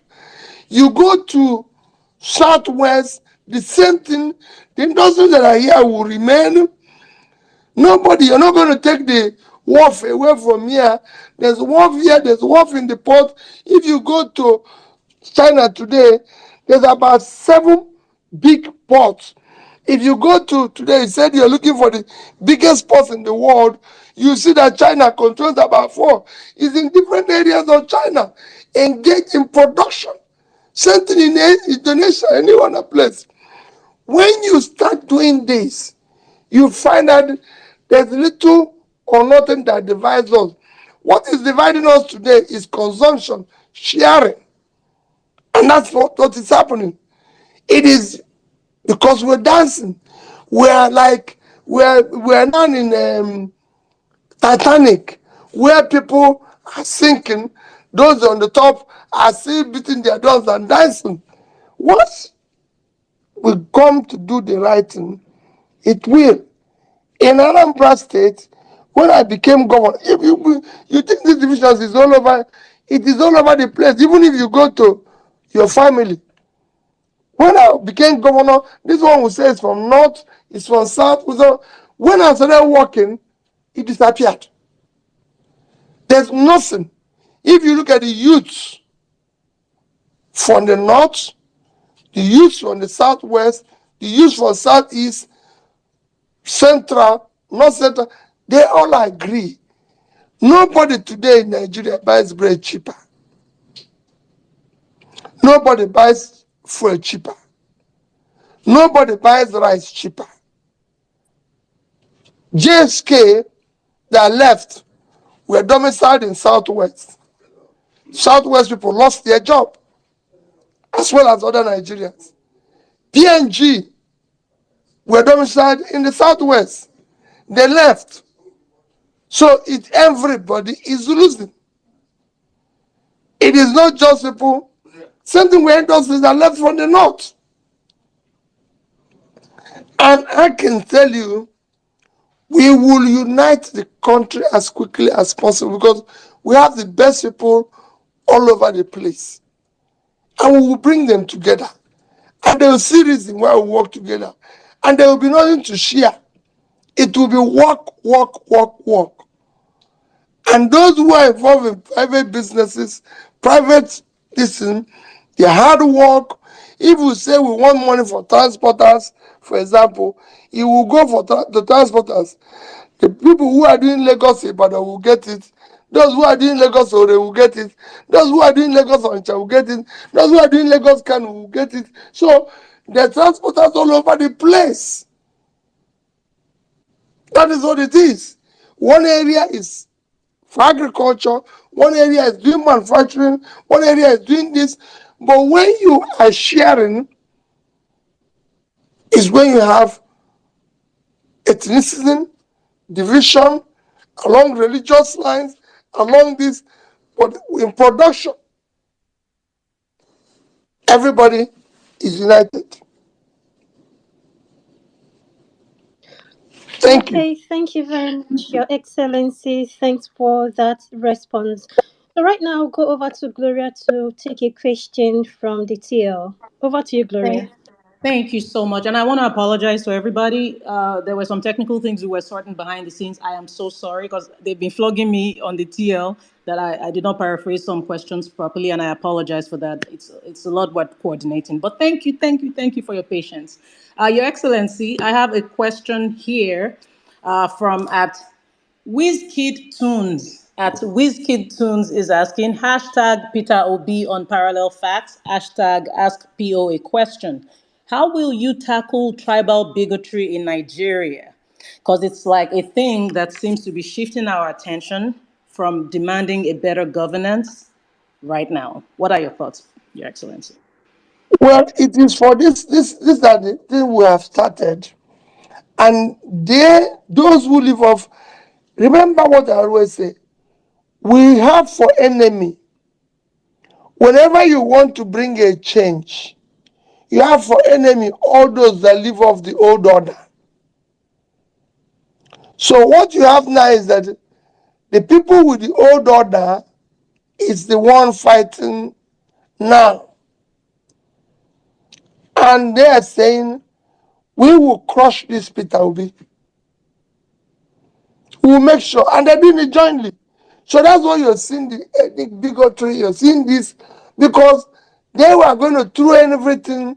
Oh, he's not he's a Christian, he's against Muslims. Is Muslims buying bread cheaper? No. Are they buying rice cheaper? No. Is fuel cheaper for the Muslims? Is there any filling station that sells fuel? No. Now the ones who are going to tell you is an Igbo man. Igbo man should not be. The Yorubas that are there today, are they buying bread cheaper? No. Are they buying fuel cheaper? No. Go to Lagos today, go to Ibadan. If you see any filling station that is selling fuel cheaper, let me know. If you see anyone saying, so until people realize that this is not about Ademi, it's not about Ibrahim, it's not about Obi, it is about a country called Nigeria. The biggest Muslim democracy or country in terms of constitution is Indonesia. It's doing well. The tiny ones like Dubai and everything, they're all doing well. Saudi Arabia is doing well. Iran has just published few days ago, something countries that can come into Iran without visa. Countries in Africa like Ghana and everything is there. Nigeria is not there. Yet there are more Muslims in Nigeria than the countries they published. They didn't say, oh, well, listen, we have more Muslims. They didn't publish Nigeria, giant of Africa. Countries in Africa are now telling us we can't come to them without visa. So we have a problem we need to solve. And this problem does not. There's no place you go now and say, I'm a Nigerian Yoruba, they give you visa. Or you fly cheaper. Nobody goes and say, I'm a Nigerian Northerner. When Buhari was coming, they were saying the same thing. Oh, this is he has come and gone. What changed in the north? Same thing is what we are going to have now.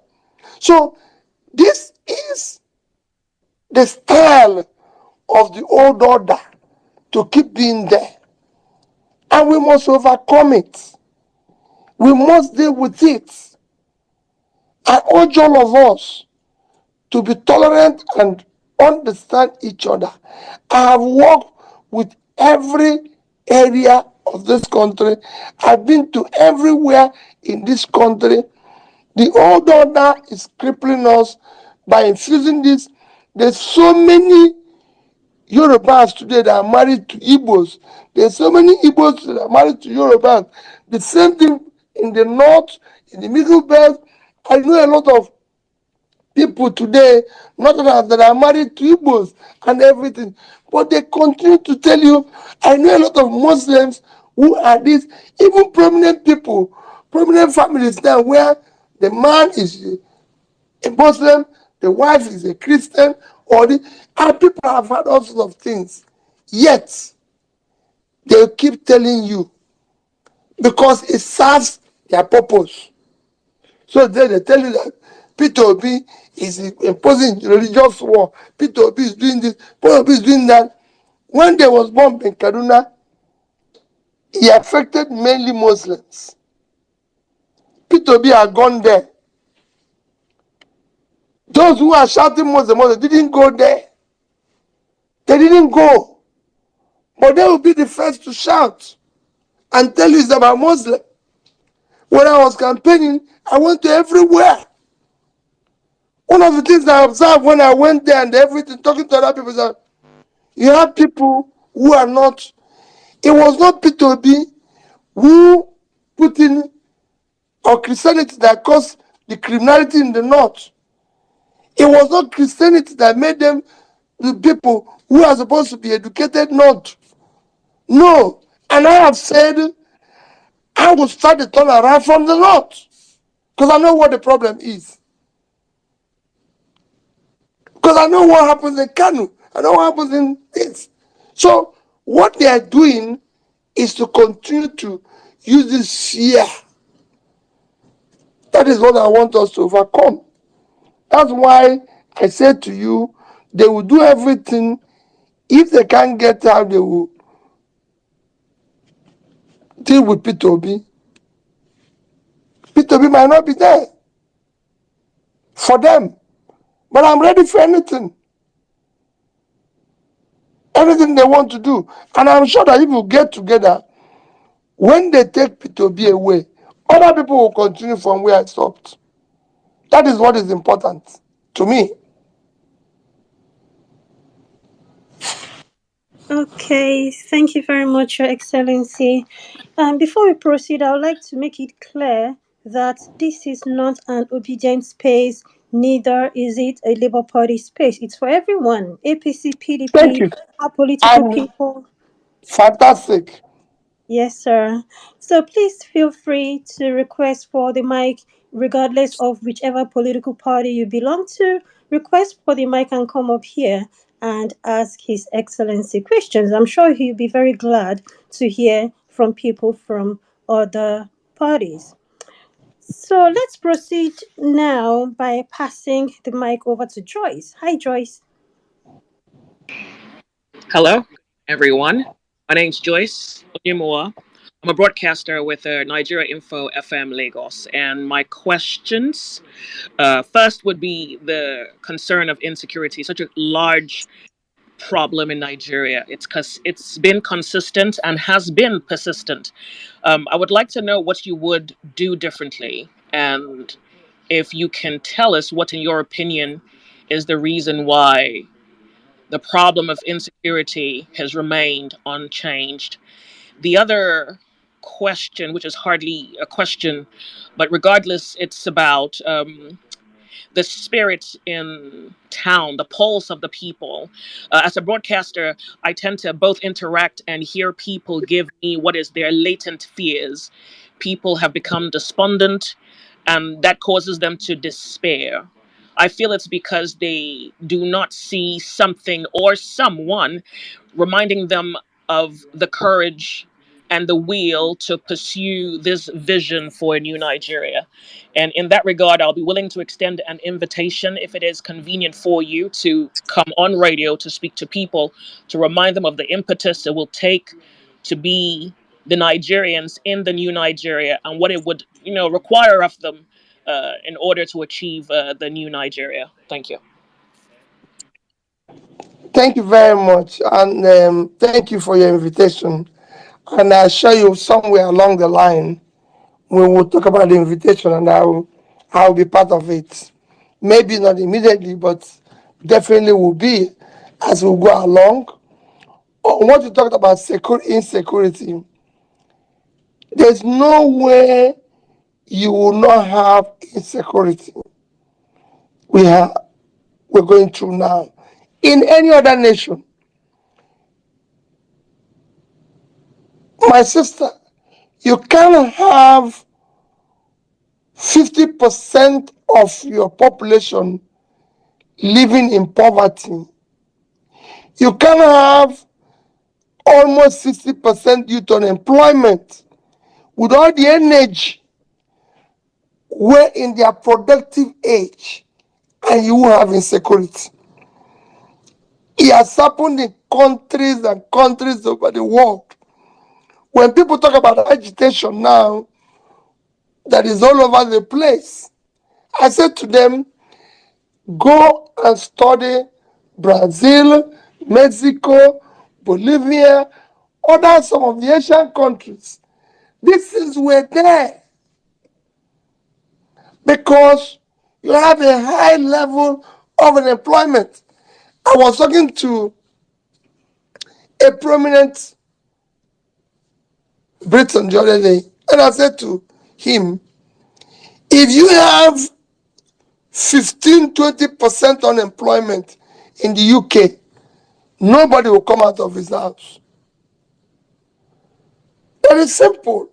That's why nations work hard to ensure that their people remain employed, because they know it causes problem like issue of criminality, disorderliness.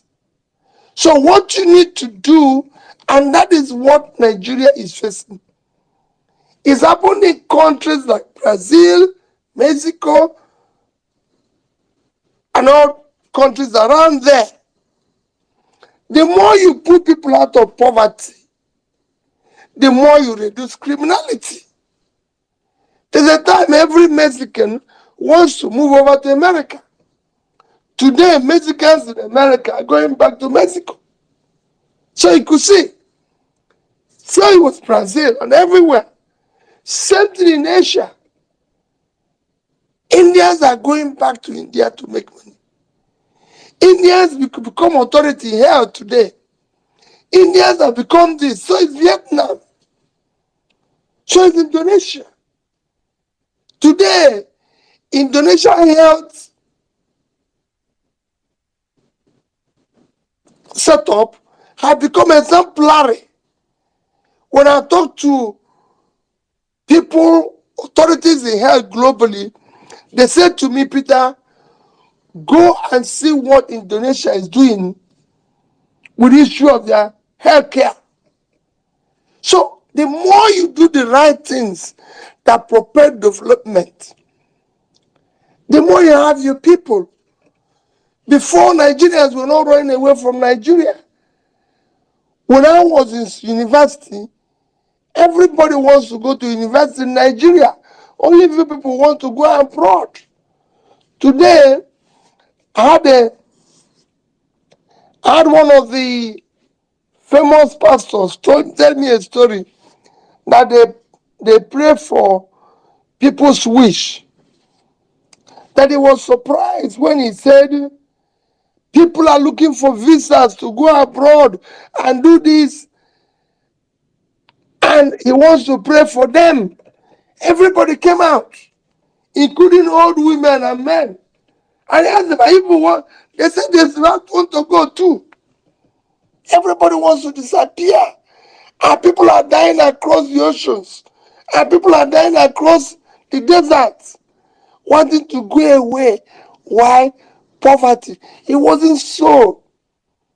Because then when it was good, you enter Nigerian Airways from here, it's only about 200, 300 naira.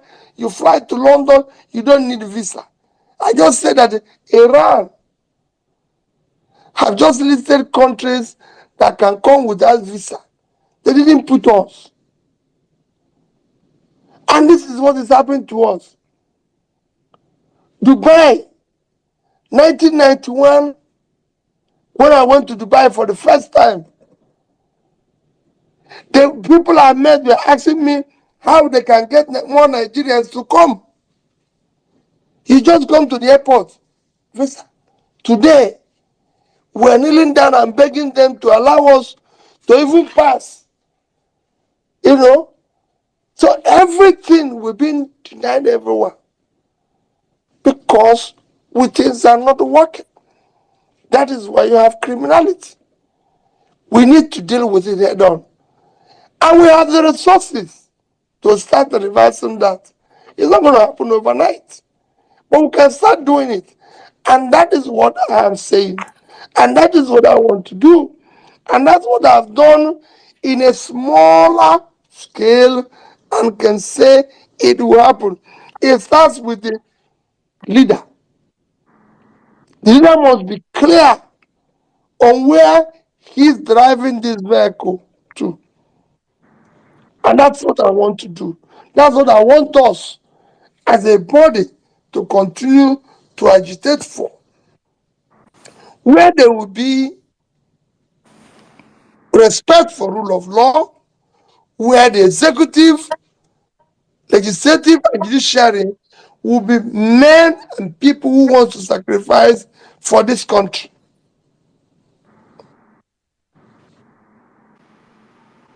Okay, thank you very much, Your Excellency.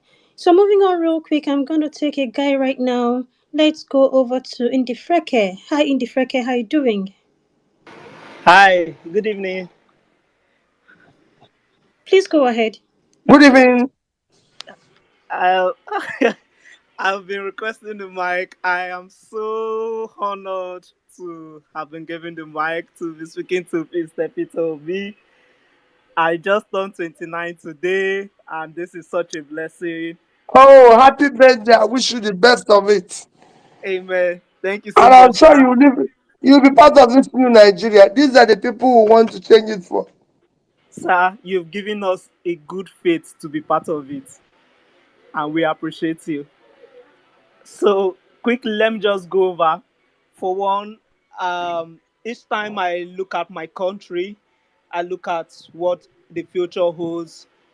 I'm reminded how resilient you are, how intelligent you are, how smart you are to overcome what looks like loopholes, the kind of things that are set up, maybe to seek your downfall, to set you up, and all of that. And men, sir, you are so blessed, and you give us great inspiration to know that we can transform this country. Everything is possible. I won't lie, I'm still always looking out to wondering what can we do. So this is practically my question. Already this is my age. I'm smart, I'm business minded, and all of that going on, and as much as many other Nigerians. how really should we begin to act? We, like myself, I'm very hopeful, and I don't know how long I have to be hopeful, but because of men like you keep us spending. I'm reminded that yes. So I'm hopeful that something is going to happen. I don't know what's going to happen or how it's going to happen, but something is going to happen. But in the meantime, while in the tunnel, how can we live and gradually take our, I think one of the mantra you really put in through taking back Nigeria is the idea of not doing it in the same manner that we are trying to eradicate, which is, rigging, fraudulent acts, and all of those kind of aspects. So that's one of the things I really respect. So how can we all key in into the ideas, the strengths, and the vision, like, in governance, in business, and it's just a whole lot, sir. Hello, can you hear me? Yes. I've been a businessman all my. I've been a trader. I've been everything. What I tell people when I was trading is very simple. Do the right things. Nobody will tell you. I've been accused of everything, but it is not easy to be a criminal for a long time. Some people have said, "Oh, Peter B did this, Peter B did that." I can tell you, I have never been involved in anything that is wrong. Knowingly, never. I have never. I've tried to stay within what is right, do what is right. I try to stay close to God. I try to do things with fairness to everybody. What I mean fairness to fairness to everybody. Where unknowingly, I have never. I've been a businessman. I've borrowed money from banks. I borrowed money from individuals. Not one person will ever tell you that P2B was giving money or did a transaction with and he cheated him. Instead, I've been the one that people have cheated. And I take it. Because for me, I tell people, nobody will ever lose his trust on me. If you give me money, I want to use it well and pay you back. Even till today, I do borrow money from individuals. I do borrow money from a system. And I've tried to show those who gave it to me that it is their own and I'm paying them back. Today, we owe people, even from this exercise we went. But as much as possible, those who are genuine, who did the right thing, and we genuinely contracted them or borrowed money, we're paying them. Whatever we can get, wherever we are. Even those who represented us legally, I said to them, I'm owing you. It is my responsibility. I'm looking for what I can do to get money to pay you. But I'm not going to say because this is my condition or this is my situation, I'm going to do the wrong thing. No. Capital, no. I'm not going to jump and say, okay, these people are going to give me something, this and everything. No. People, I can tell you, the offers I get today is mind-blowing. On the other way around, for refusing the offer, what they want to do to me is also very fattening. But I'm ready to go through anything. And like I keep telling people say, oh, Peter, you put your life on this. I said, if I die at 60 something, I didn't die a young person. Some people died in their 20s, 30s, and everything. And by every message of God, I have kids who are now graduates and doing their own thing. So if I go, fair enough. As long as I don't deviate from this, what I set up the day I decided to get involved in government. I'm happy that my experiment in public life, Nobody will say, oh, he was involved or took any failed bank money. My involvement in government at the lower level, it didn't happen. And at this particular level I'm seeking today, what I want is God to use me and all of you to change this country. So sacrifice. That's what I can tell you. Do the right thing always, in your own small way. But once again, happy birthday. May God Almighty that have been with you all this while continue to bless you always. Thank you, Your Excellency, and happy birthday in the freke. So, real quick, let's go over to Million Dollar Girl. Yeah, thank you very much. Good evening, Your Excellency. It's good to have Good you evening. in. Good evening. Yeah. So you've answered a lot of questions, and I figured we've not even checked on you, sir. So I would like to ask, permit me to ask, how have you been since the Supreme Court judgment? Because I wake up every morning angry and very sad, knowing what happened and knowing that uh, more or less they got away with it. Have you recovered psychologically, Well, financially? that's what they want to achieve. They want to make you sad. I'm not sad. I just believe that the struggle continues. You know, yes, we've lost money, we've lost time. But let me tell you, the biggest part of our loss is money. But that is the least thing any human being can worry when you lose. We all came here with nothing. We're going to go with nothing. The only thing we're going to go is the impact we made in the society. Because that's the only thing that will be meaningful. It doesn't matter how long we are or how long we live. I was in a conference the other day and somebody said, oh, the government that made impact, those who are making impact in Rwanda, in Singapore, is because they stayed a long time. They were there. I said, no. Don't say that. How long you stay is not important. You can be there for a very short time and make impact. And I gave them an example of those who didn't stay long. I started with Mullah Muhammad in Nigeria. I said, when he became head of state, they wanted to build for him a presidential mansion. He said, no, let's use the place to build 1,004 flats, which is there today for civil servants. Then instead, he worked from his house. He didn't say, don't kill, but the impact is there. I gave an example of Kennedy. Kennedy didn't stay for the full 8 years that is allowed. But America still today make reference to Kennedy. But so you can stay for a short time, just like the same thing I say every day. We want a better Nigeria. I've lived in other countries of the world. I've lived in the UK. If Nigeria today is like UK and Peter is not present, I'll celebrate it. We want things to work. And for me, I'm okay.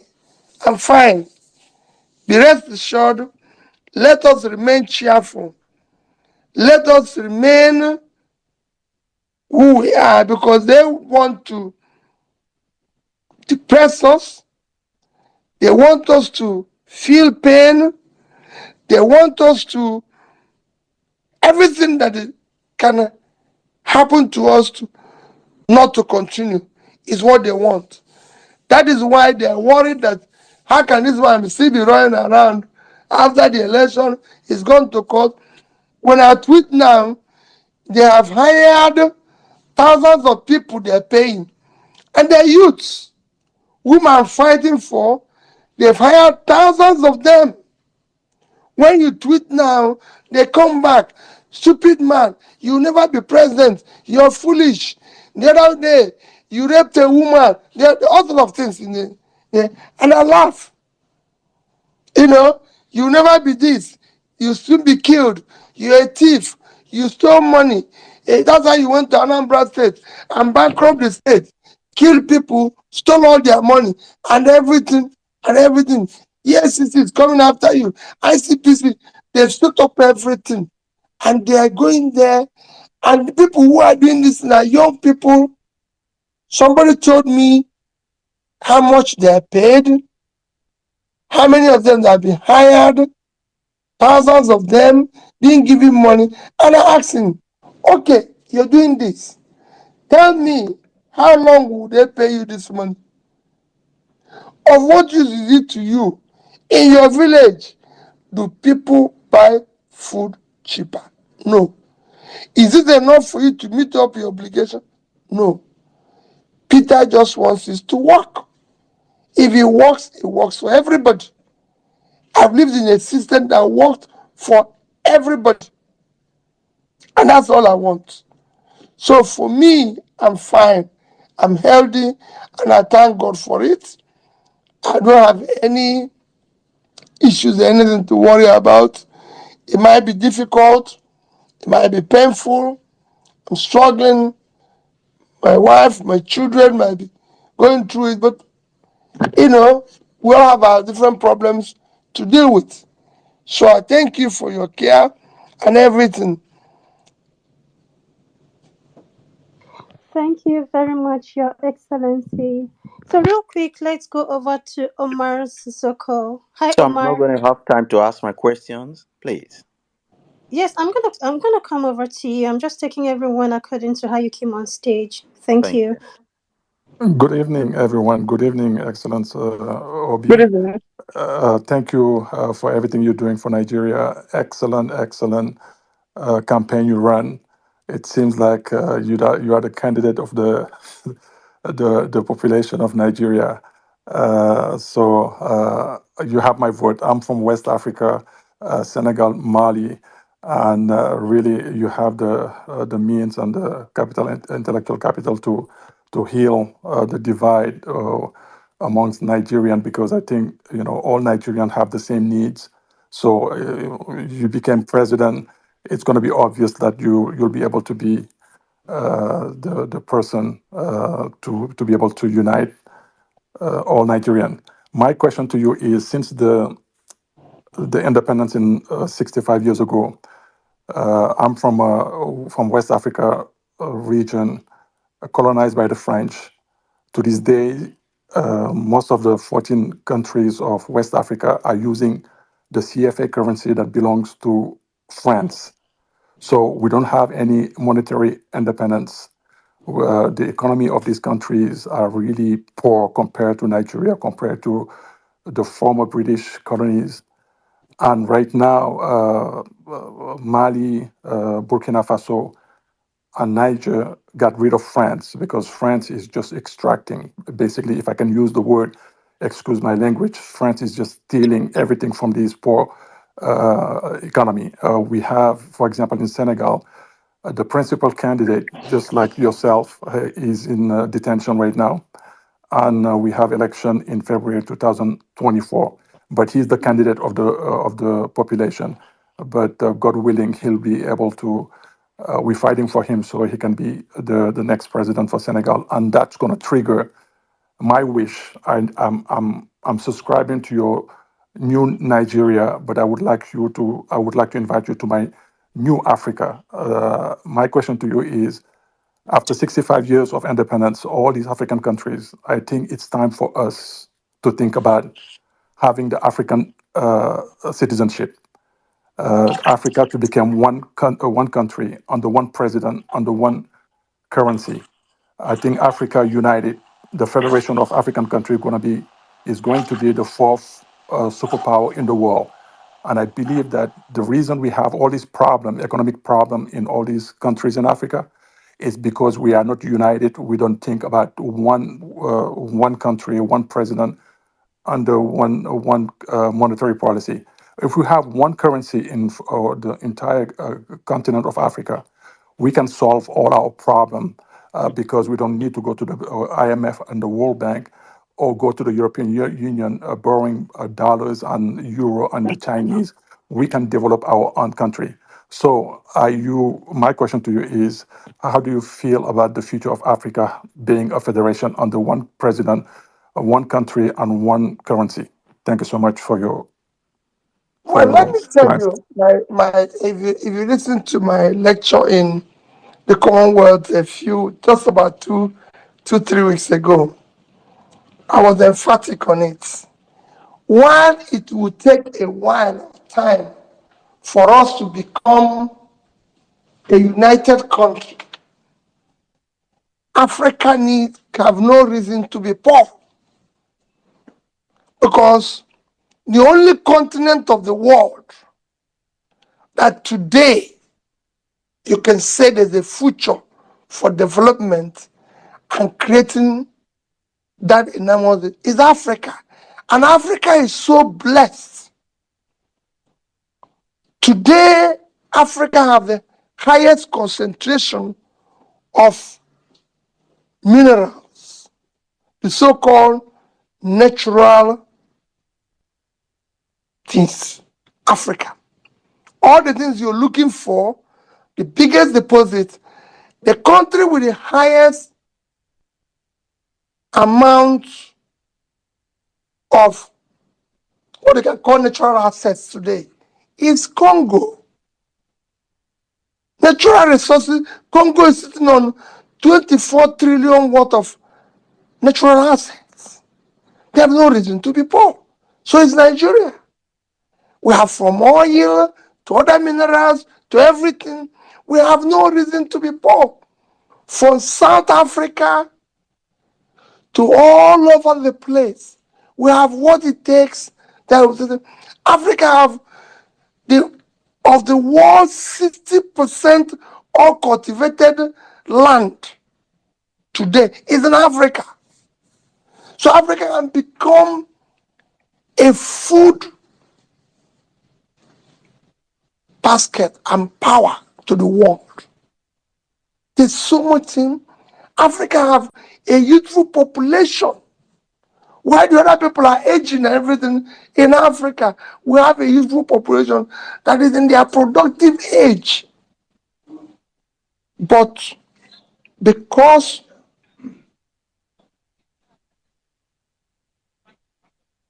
we have a leaders,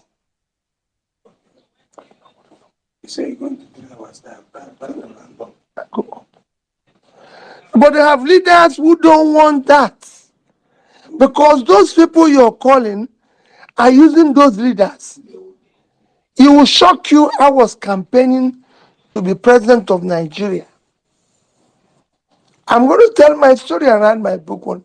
People are inviting you, oh, we want to see you in different capitals of the world.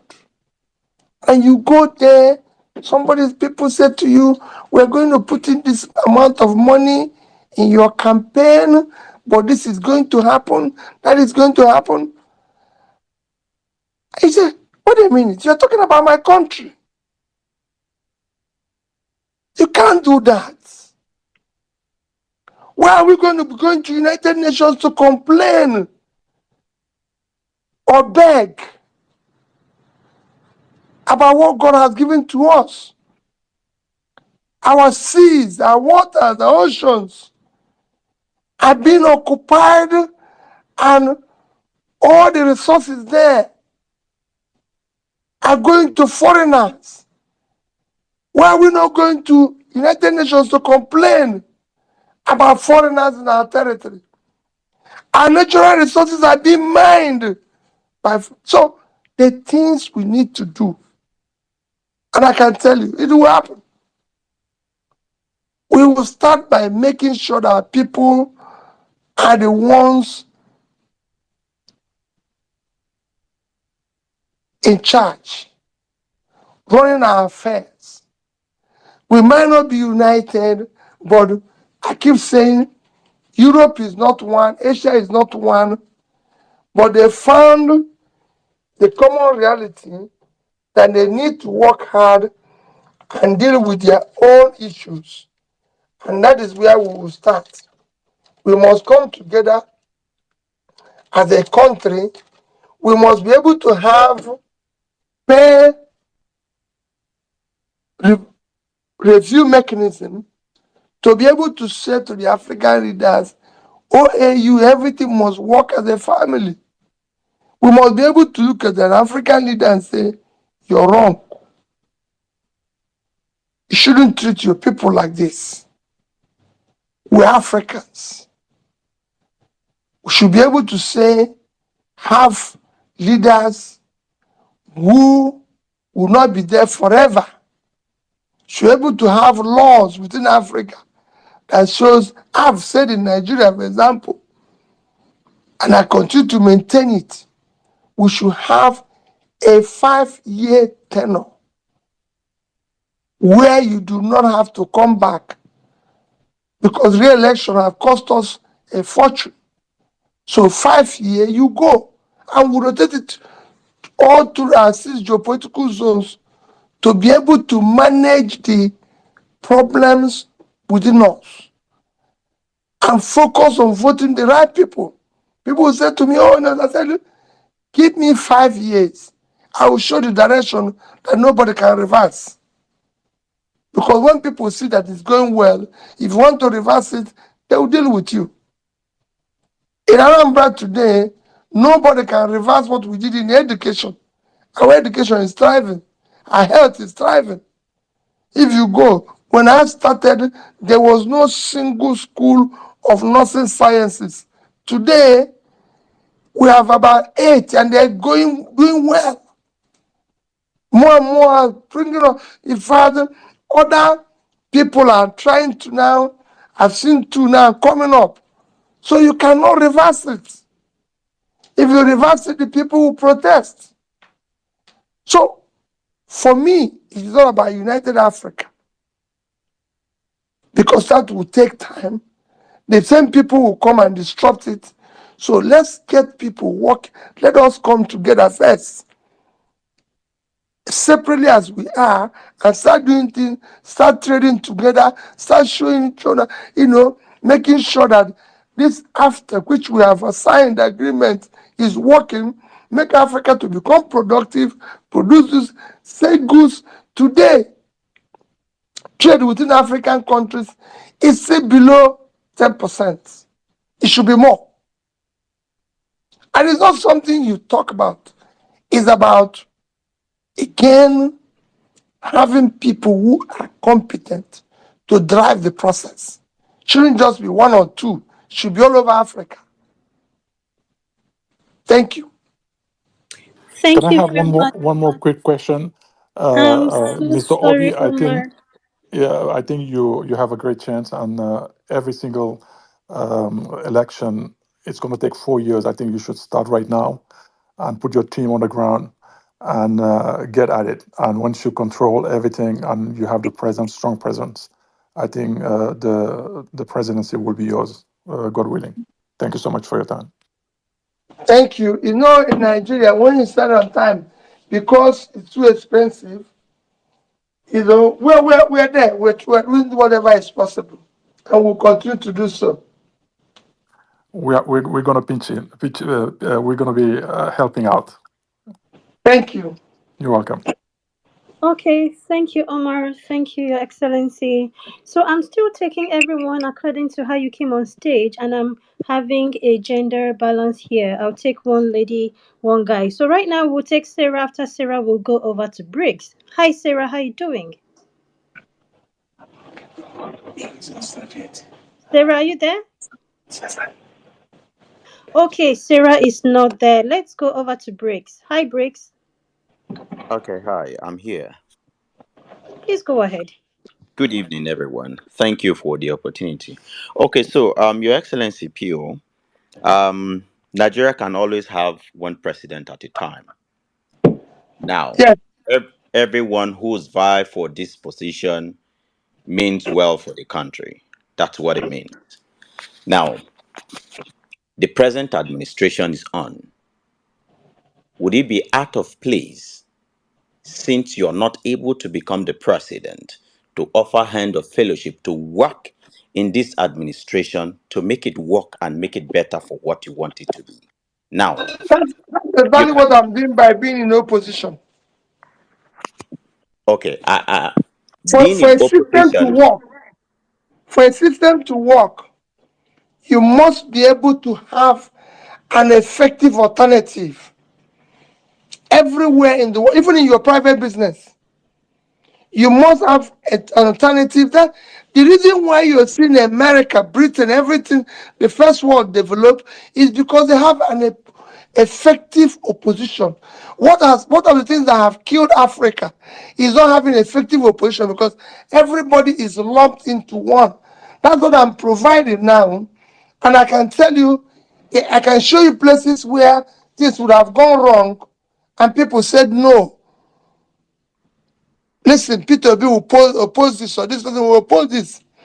That is exactly what I'm doing now. That's why I'm even advocating that we have to either go back to parliamentary system or have a near parliamentary system where whenever there is in the parliament anywhere, when it's presidential questions time or prime minister's question time, he answers it himself, not through subletting it to somebody we didn't elect. So I'm doing that, and when I was governor, I tolerated that. Go and ask people like Dr. Chris Ngige and everybody. I allowed them to criticize what I'm doing. That's the only way to work. Okay, so let me add to this, sir. If Thank you. you are heading the economic team of this administration, largely the economic team churns out policies that are people oriented and people friendly, Your Excellency, sir. If someone with like you with your knowledge heads the economic team, trust me, whatever you want to do for Nigeria will be in place and it will be passed. So why not be in the ruling party and leaving the opposition now that it does No, not no, work? no, no, no. It would be wrong. It would destroy the system. Because let me tell you, let me tell you, a leader, what I'm saying now might look easy, but every leader has his own purpose and his own time. The people today, I'm not saying they don't have the best of ideas. Yes, they have a lot of professors, they're wonderful people, but they I will not drive this vehicle called Nigeria the same way. When I talk about things I talk about cutting costs and everything, my brother has been governor. It wasn't easy for a lot of my colleagues to do what I'm doing. I've also been, if you don't know, it's not just being governor. I've also been bank chairman in this country, where I was the only bank chairman who was not living in their land. I lived in a place called Festac. And I come to meeting, and I remember the bank telling me you have to do this and everything. So people think I started this in the, if you go to the bank where I was chairman, Fidelity, go there, I turned down chairman's vehicle. They wrote me a letter and told me you're entitled to this type of vehicle, Range Rover, Mercedes 500. I said no. Because at that time I drive Pigeon. I said my Pigeon will bring me here and I'll do this job and go. I did not borrow 1 naira from them for one day. I said, I am not here. We're here to manage people's money. So we have different lifestyles. What I'm doing now is what I want to do for the country to be good. And it is better where I'm offering it. And I've said it alternatively. When they do things, that's what makes a system work.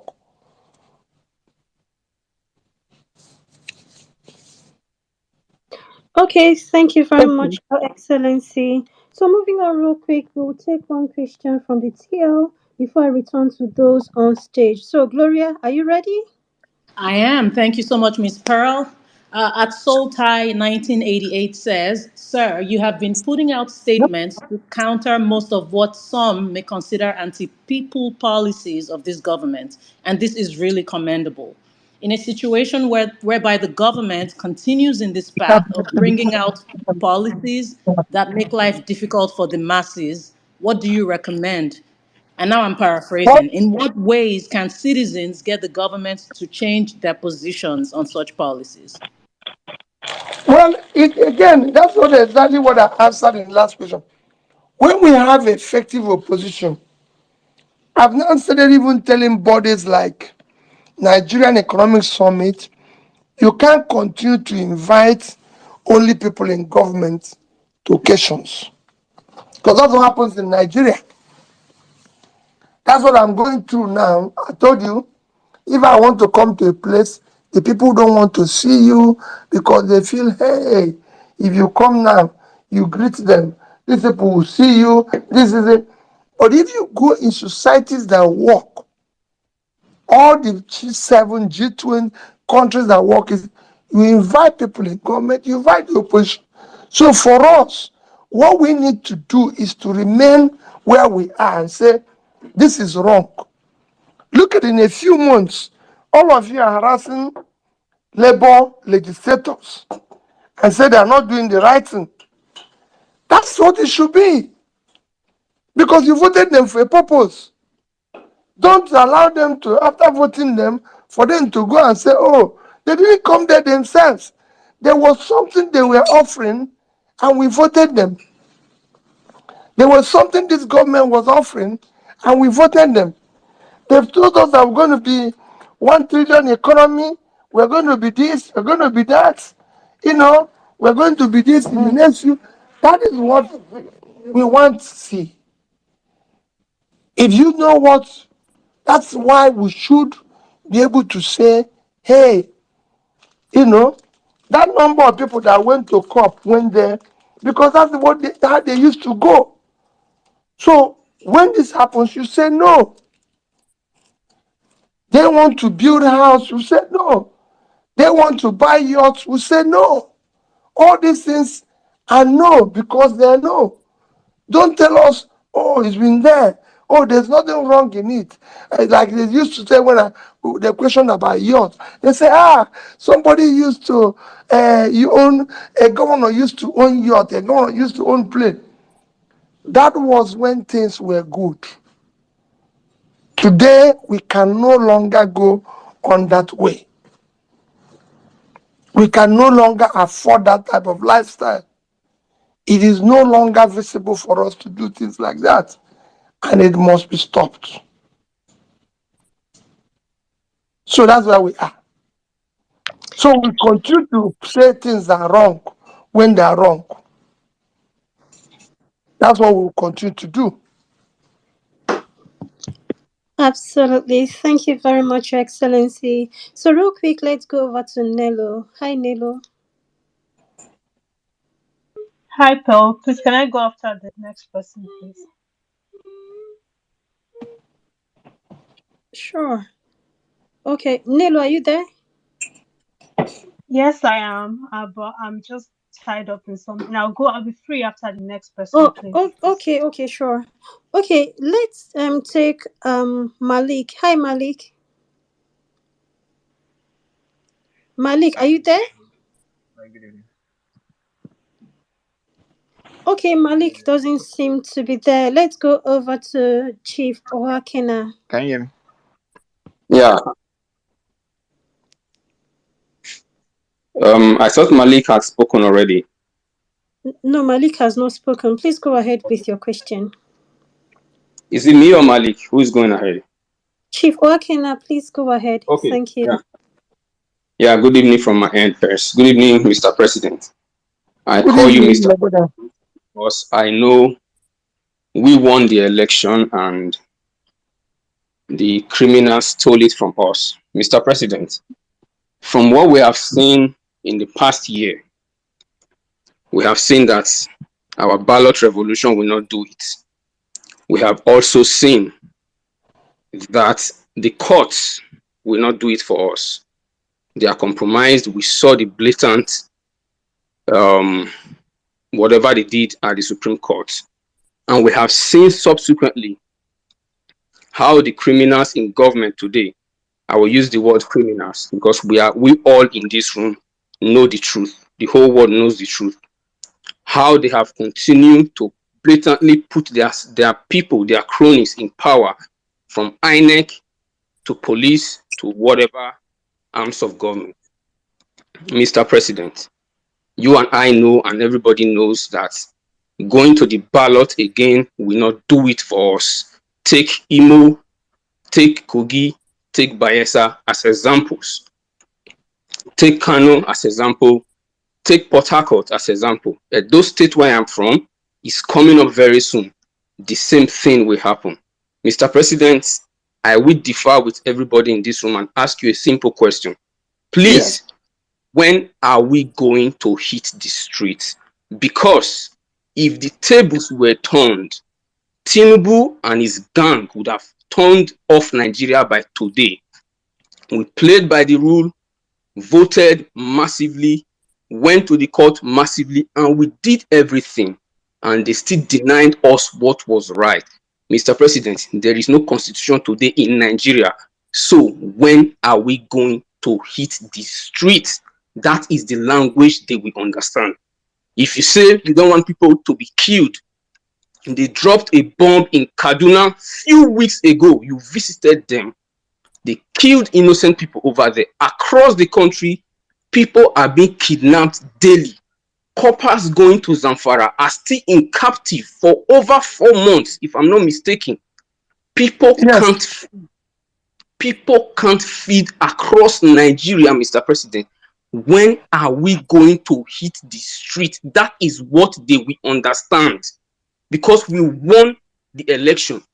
And as I round up, Mr. President, you made a statement that people from abroad were calling you, trying to cut deals with you on how to govern Nigeria. We know they don't I'm want so Nigeria to. sorry to interject, Chief Owaken. If When you are don't we mind, can hitting? you please go Thank you. straight to your The question? question is, when are we hitting the streets? Thank you, Mr. President.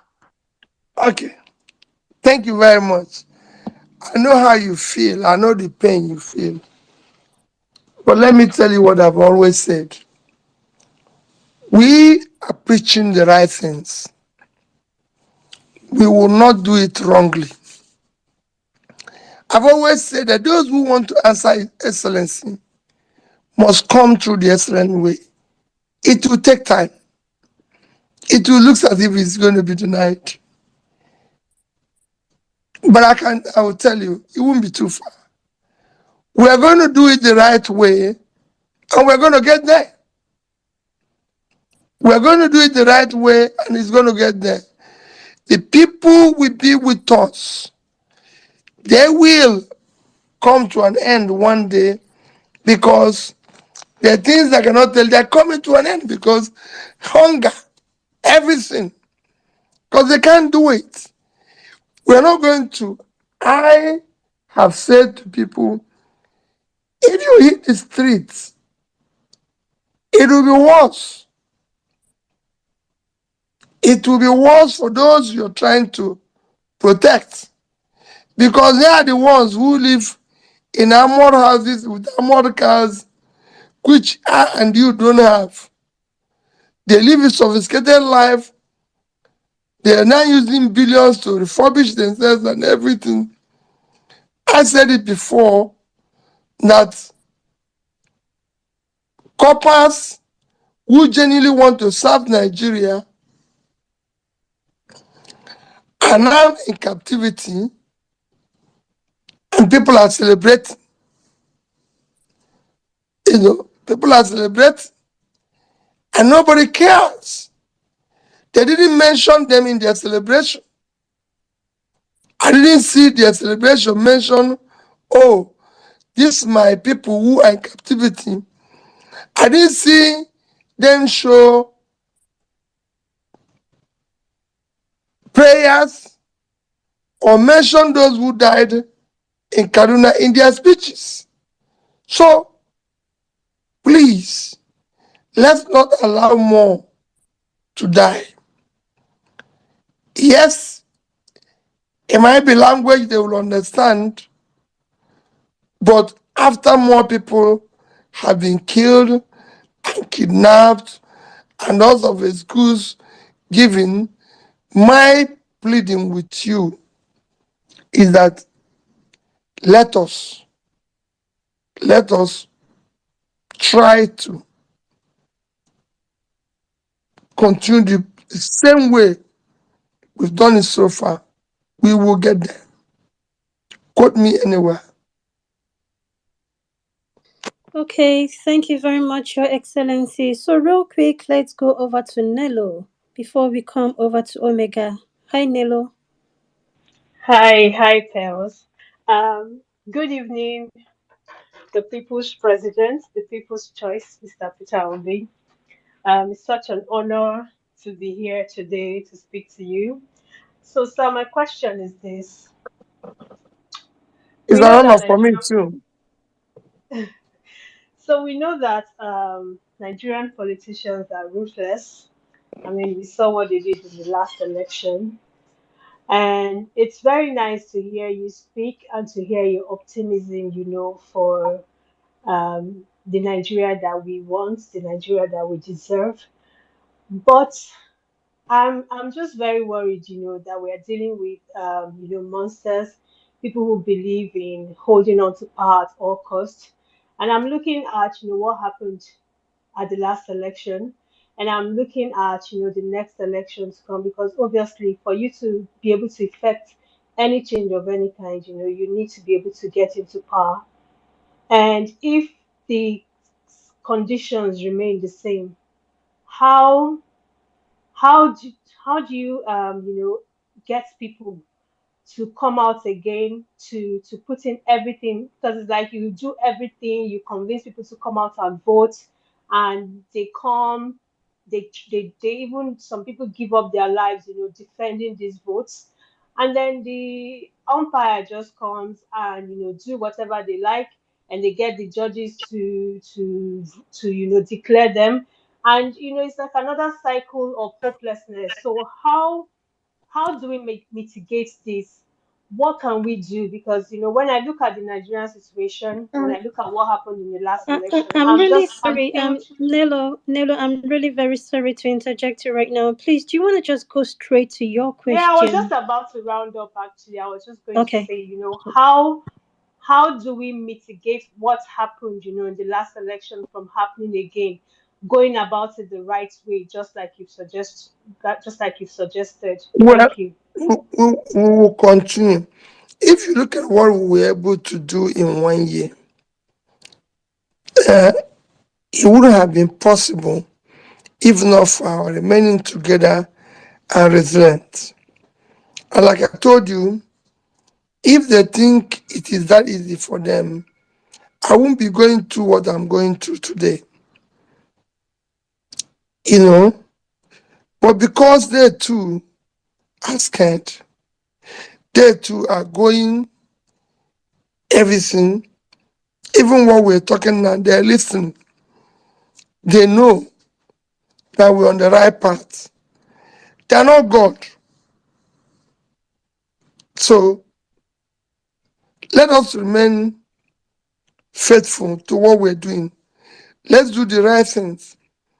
The right thing will definitely happen here one day. And you'll see it. The pain and the suffering of the people will be heard. It will not go in vain. And I believe it will happen soon, sooner than we think. We have people, difficult governments all over the world. One day they came to an end. Things that people thought it was impossible happened. And it will happen here. All that we is that we need to do, we need to remain together. It is important that we remain together.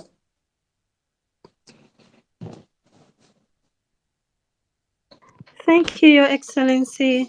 So, real quick, let's go over now to Omega. Okay, good evening. Am I audible enough? Yes, you are. Go ahead. Okay, okay. Good evening, His Excellency, Peter Obi.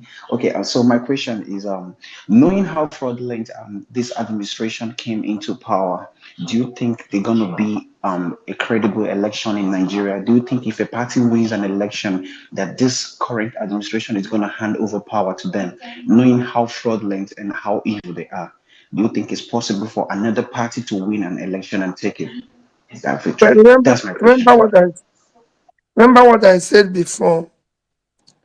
Let's continue where we are. They will one day. They will not be there forever. They can't live forever. They are human beings. They too will even die one day. So they are not going to be there forever. When this is happening, it looks as if they are going to remember. They are not going to be here forever.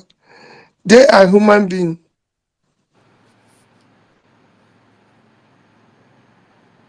Okay, thank you, Your Excellency, for that very quick one. So, guys, we will be ending this space shortly, and so please, when I pass you the mic, do well to go straight to your questions. And for those sending me DMs which I've not been able to respond to right now, my sincere apologies. There are tons of them right now, so please do well to DM Ariwachik, Bolanle, or Parallel Facts. Thank you very much. So let's go over now to um. Let's take Natalie Hussein. All right, thank you very much. Can you hear me? Sure, go ahead. All right. Good evening, everyone. Good evening, sir. Thank you for having Yes, us. everything. Oh, all right. So my question, you've answered a big part of my question already, from the questions the previous speakers just asked. But however, I'm going to ask it because in a way it's a bit different. So my question goes like this: considering the fact that most of the government institutions, which they have pointed out, have been compromised, I want to know, how do you advise we approach? So it's more about the approach now. How do you advise we approach the next elections? What do you think we need to do differently? And secondly, it looks like we're preparing for the next run. And I want you to please address the fact that many people are really disillusioned. We had people traveling. I remember for the first time, I did everything I could to get my voter's card and even had to stay in a hotel just to vote. And things turned out the way they turned out. And a lot of people are disillusioned. Can you please address the facts? Can you please just say something to those who are going through all those emotions, and how you think we should still stay mentally prepared, because this is obviously not a sprint, it's a marathon. But when people are disillusioned, when their mental state is just not right, how do they come out to vote for the next elections? How do they even have the hope or the belief? Some people don't even know where to start from. And when you talk about, okay, not next elections, they don't even want to hear it. So how do you think we should approach this? Thank you very much. I've said it from the beginning and I say it again. Remain strong and committed to this. What you're saying now is what they want to achieve. They want people to be disillusioned. They want people to not care again. They want to divide us.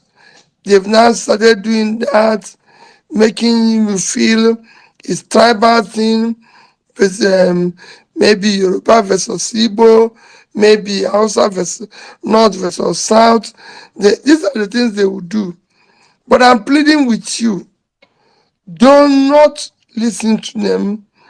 The question you ask yourself, I, who is from Southwest, am I buying bread cheaper? Am I doing anything? Yes, there might be a few people who are benefiting. Those who benefited from the North, where are they? Where are they now that hunger has returned? Who are they? So these are questions to ask ourselves. So I'm begging you, do not listen to them. Let us stay together. If we stay together and do the right things, we will get there. It's a marathon, like you said. And in a marathon, there's a time you feel like giving up. There's a time like you walk out of it. And that's what they want to achieve.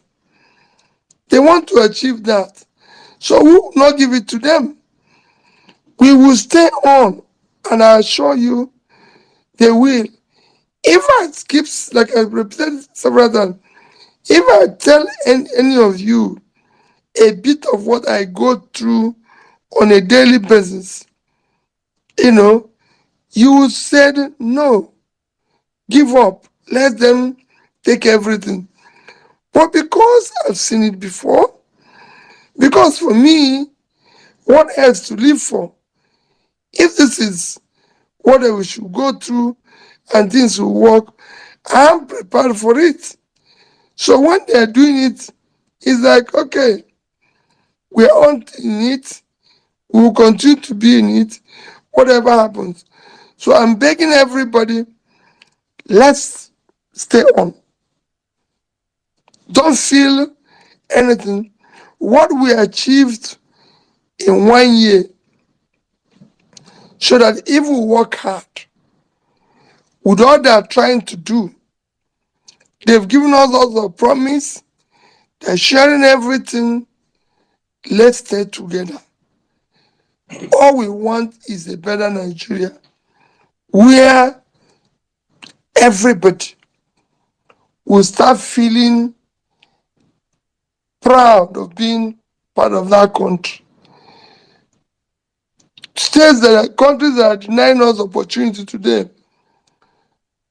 Dubai, for example, didn't say this type of people can come. The other people, it is Nigeria that they are saying they don't want us again.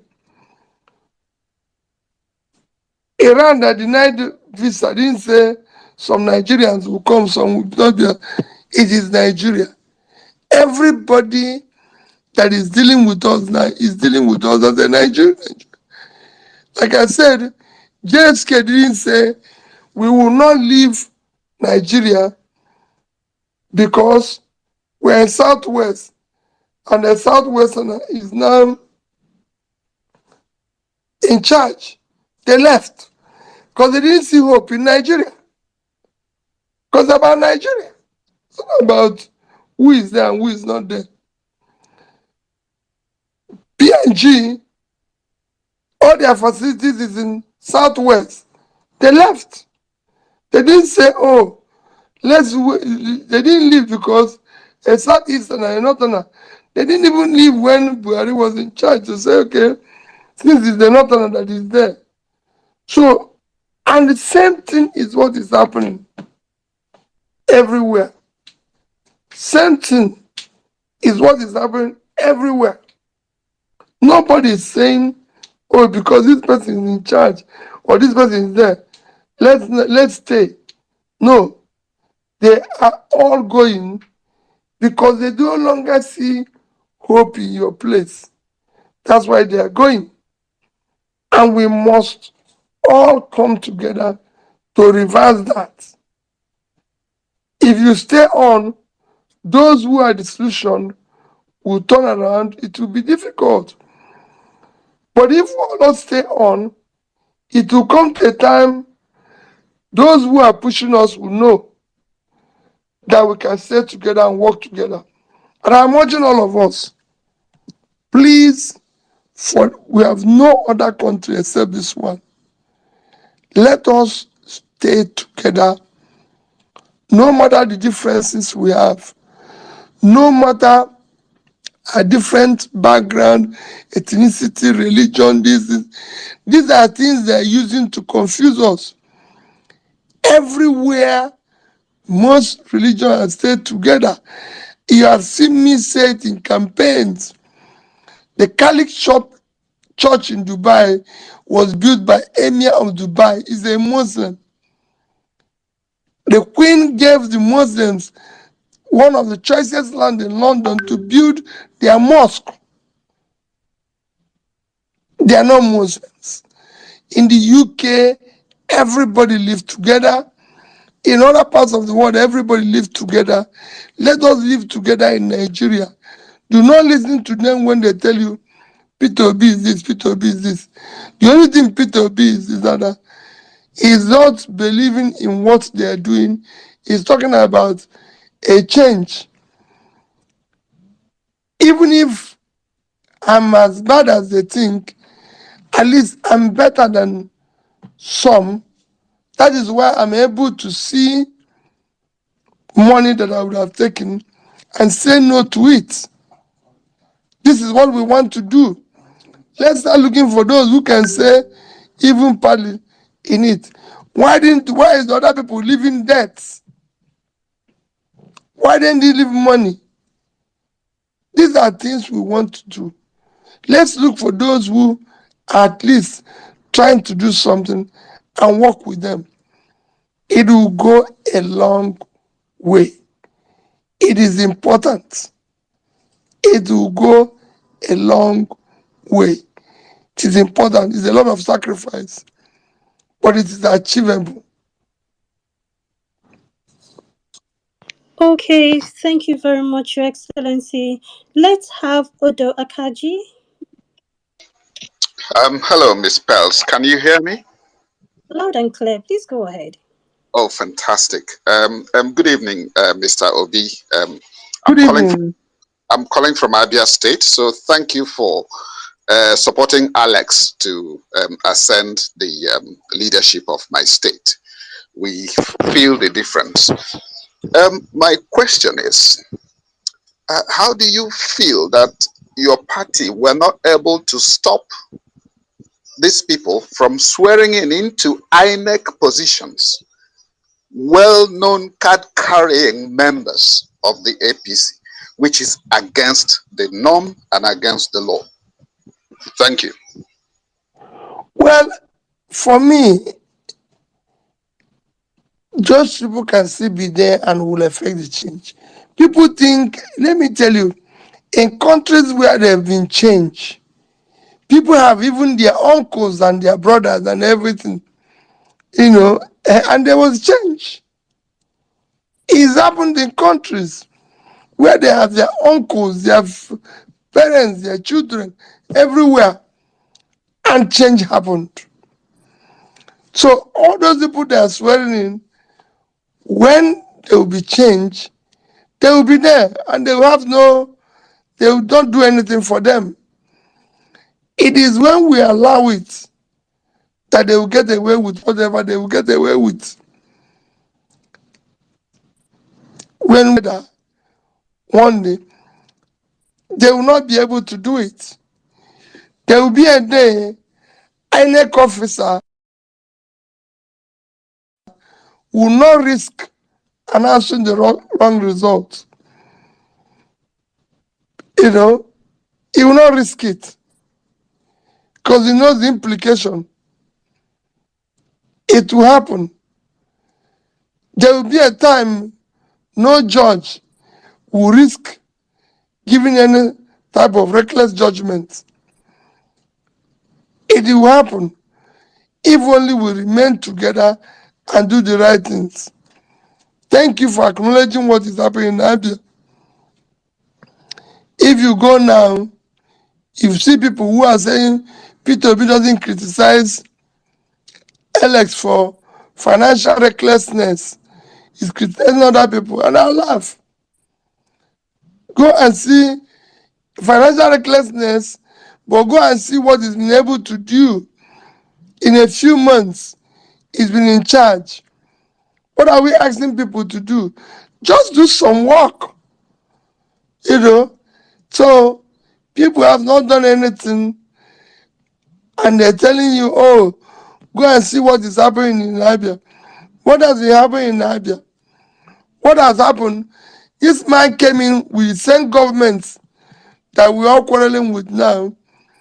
Go out to Abia and you see a clear change, a clear direction. And that's what we're saying, that it is not how long. You can start from day one, doing the right things from day one. And it started it from day one. Everybody can see it. So thank you for acknowledging that. I assure you that's what we want to do with the entire country. Okay, thank you very much, Your Excellency. Let's go over to Call Me Wealth. Call Me Wealth, are you there? Okay, Call Me Wealth is not Yeah, there. Let's I'm go over here. to. Okay, please, real Yeah, quick, I'm your here. question or submission. Yeah, good evening, His Excellency. Thank, I just thank you for always coming up to us. Thank you for giving us the voice. thank you. Thank you for giving us the voice. Thank you for being the hope for the hopeless like us. One of the reasons why I stood my ground waiting for you is for me to have this kind of one-on-one conversation with you. I really want to appreciate you. Yeah, the question I want Thank to you. ask you is this, sir. You knowing Nigerian mandate was stolen, and you sleeping and waking up to see how those who stole our mandate are keep running the country to the ground. How do you feel? What is the hope of the common man like me? Like you said, leaving this country is not the solution. And it's really tiring and You hope frustrating. How do you the feel hope we waking up have and is seeing to all this? Please. the hope we have is to continue to resist them, to continue to say no to all this. The hope we have is to continue saying no. I've said it repeatedly here that what I'm going through is enough for anybody to say, no, I cannot go through this again. But I'm going through it. You know, I'm at a point where, like I've repeated it several times here, I'm at a point where you wake up one day and I'll not be there. But we must resist it. We must. We must resist it. If we don't, it will consume not just us, but future generation. We must now continue to say no, even if we are remaining just few of us, which is what they want to do now. If I tell you that the amount of money being shared today has never been shared politically in this country, what they are sharing today. And they are sharing it because they want us to run away. They are sharing it because they know they've impoverished the people. So those people who are impoverished are now busy collecting their own money in a manner where they're going to use it to show, oh, these people. So for me, no problem. I can assure you I am there, committed to it, and everything. So do not give up. We'll be there. And if anything goes wrong, please continue. I tell people this. If you hear that anything goes wrong with me, do not join them. They will come with intimidation, they will come with fear, they will come with everything. But that is not, will not bring change. What will bring change is that we will remain together. They will remain together. It's not that when they jail this man or kill this man, everybody runs away. I'm not going to run away. I'm in it, and I'll remain in it. Thank you. Thank you very much, Your Excellency. Apologies, guys. We cannot take more speakers right now. We're just going to have the last person here on stage, and then we have to end the space. We've actually exceeded the amount of hours we planned to spend here. And again, I apologize. I'm getting tons and tons and tons of DMs from people, even as I'm speaking. I really apologize. I won't be able to respond right now till after the space. So over to you, Ibrahim. Then, when you ask, Your Excellency, after Ibrahim asks, can you please answer his question and then go ahead and give your final submission? Maybe the Thank you person very is much, not there sir. any longer. Good evening, everyone. Good evening, Parallels. But my own is not very low.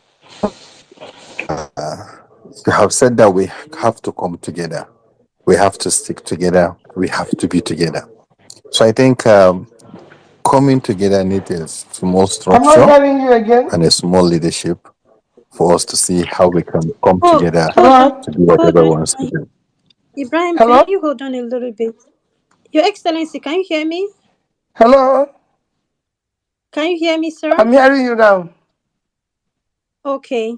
Ibrahim is speaking next. Let's see if you can hear him. Okay. Ibrahim, please go ahead.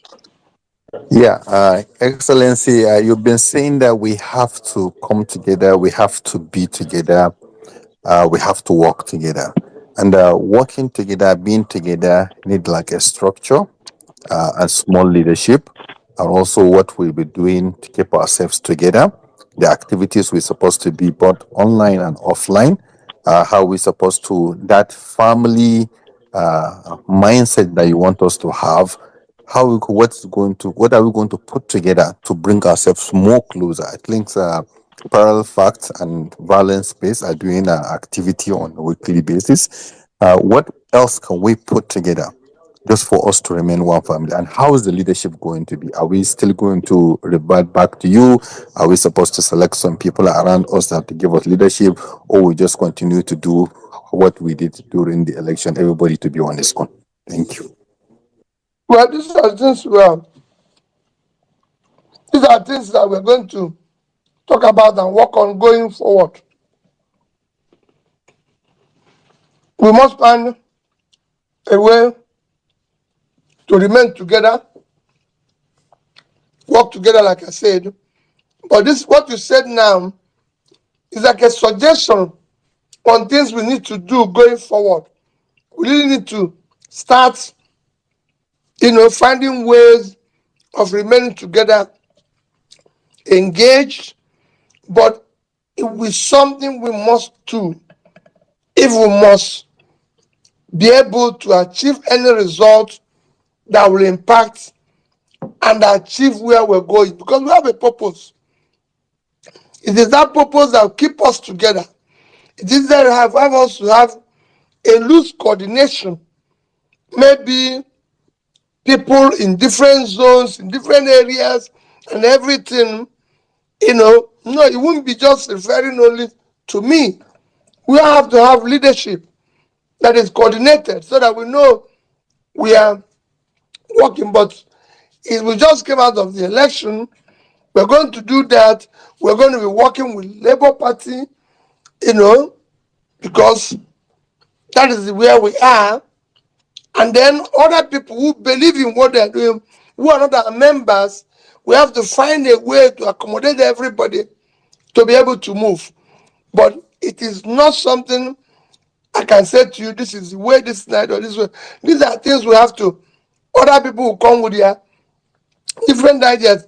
Remember what I've always said, I don't know everything. Anybody who knows everything to me is an idiot. You learn, you listen to other people.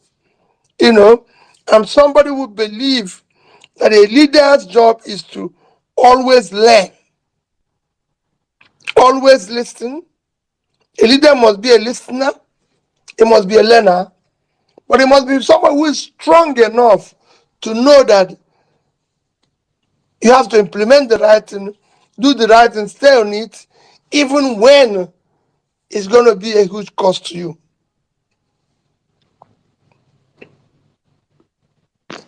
Okay, thank you very much, Your Excellency. Would that count as your final submission, or you still want to give a final submission, sir? Well, let me again appeal, kneeling down to say, please do not give up. Our country is going through a very difficult time.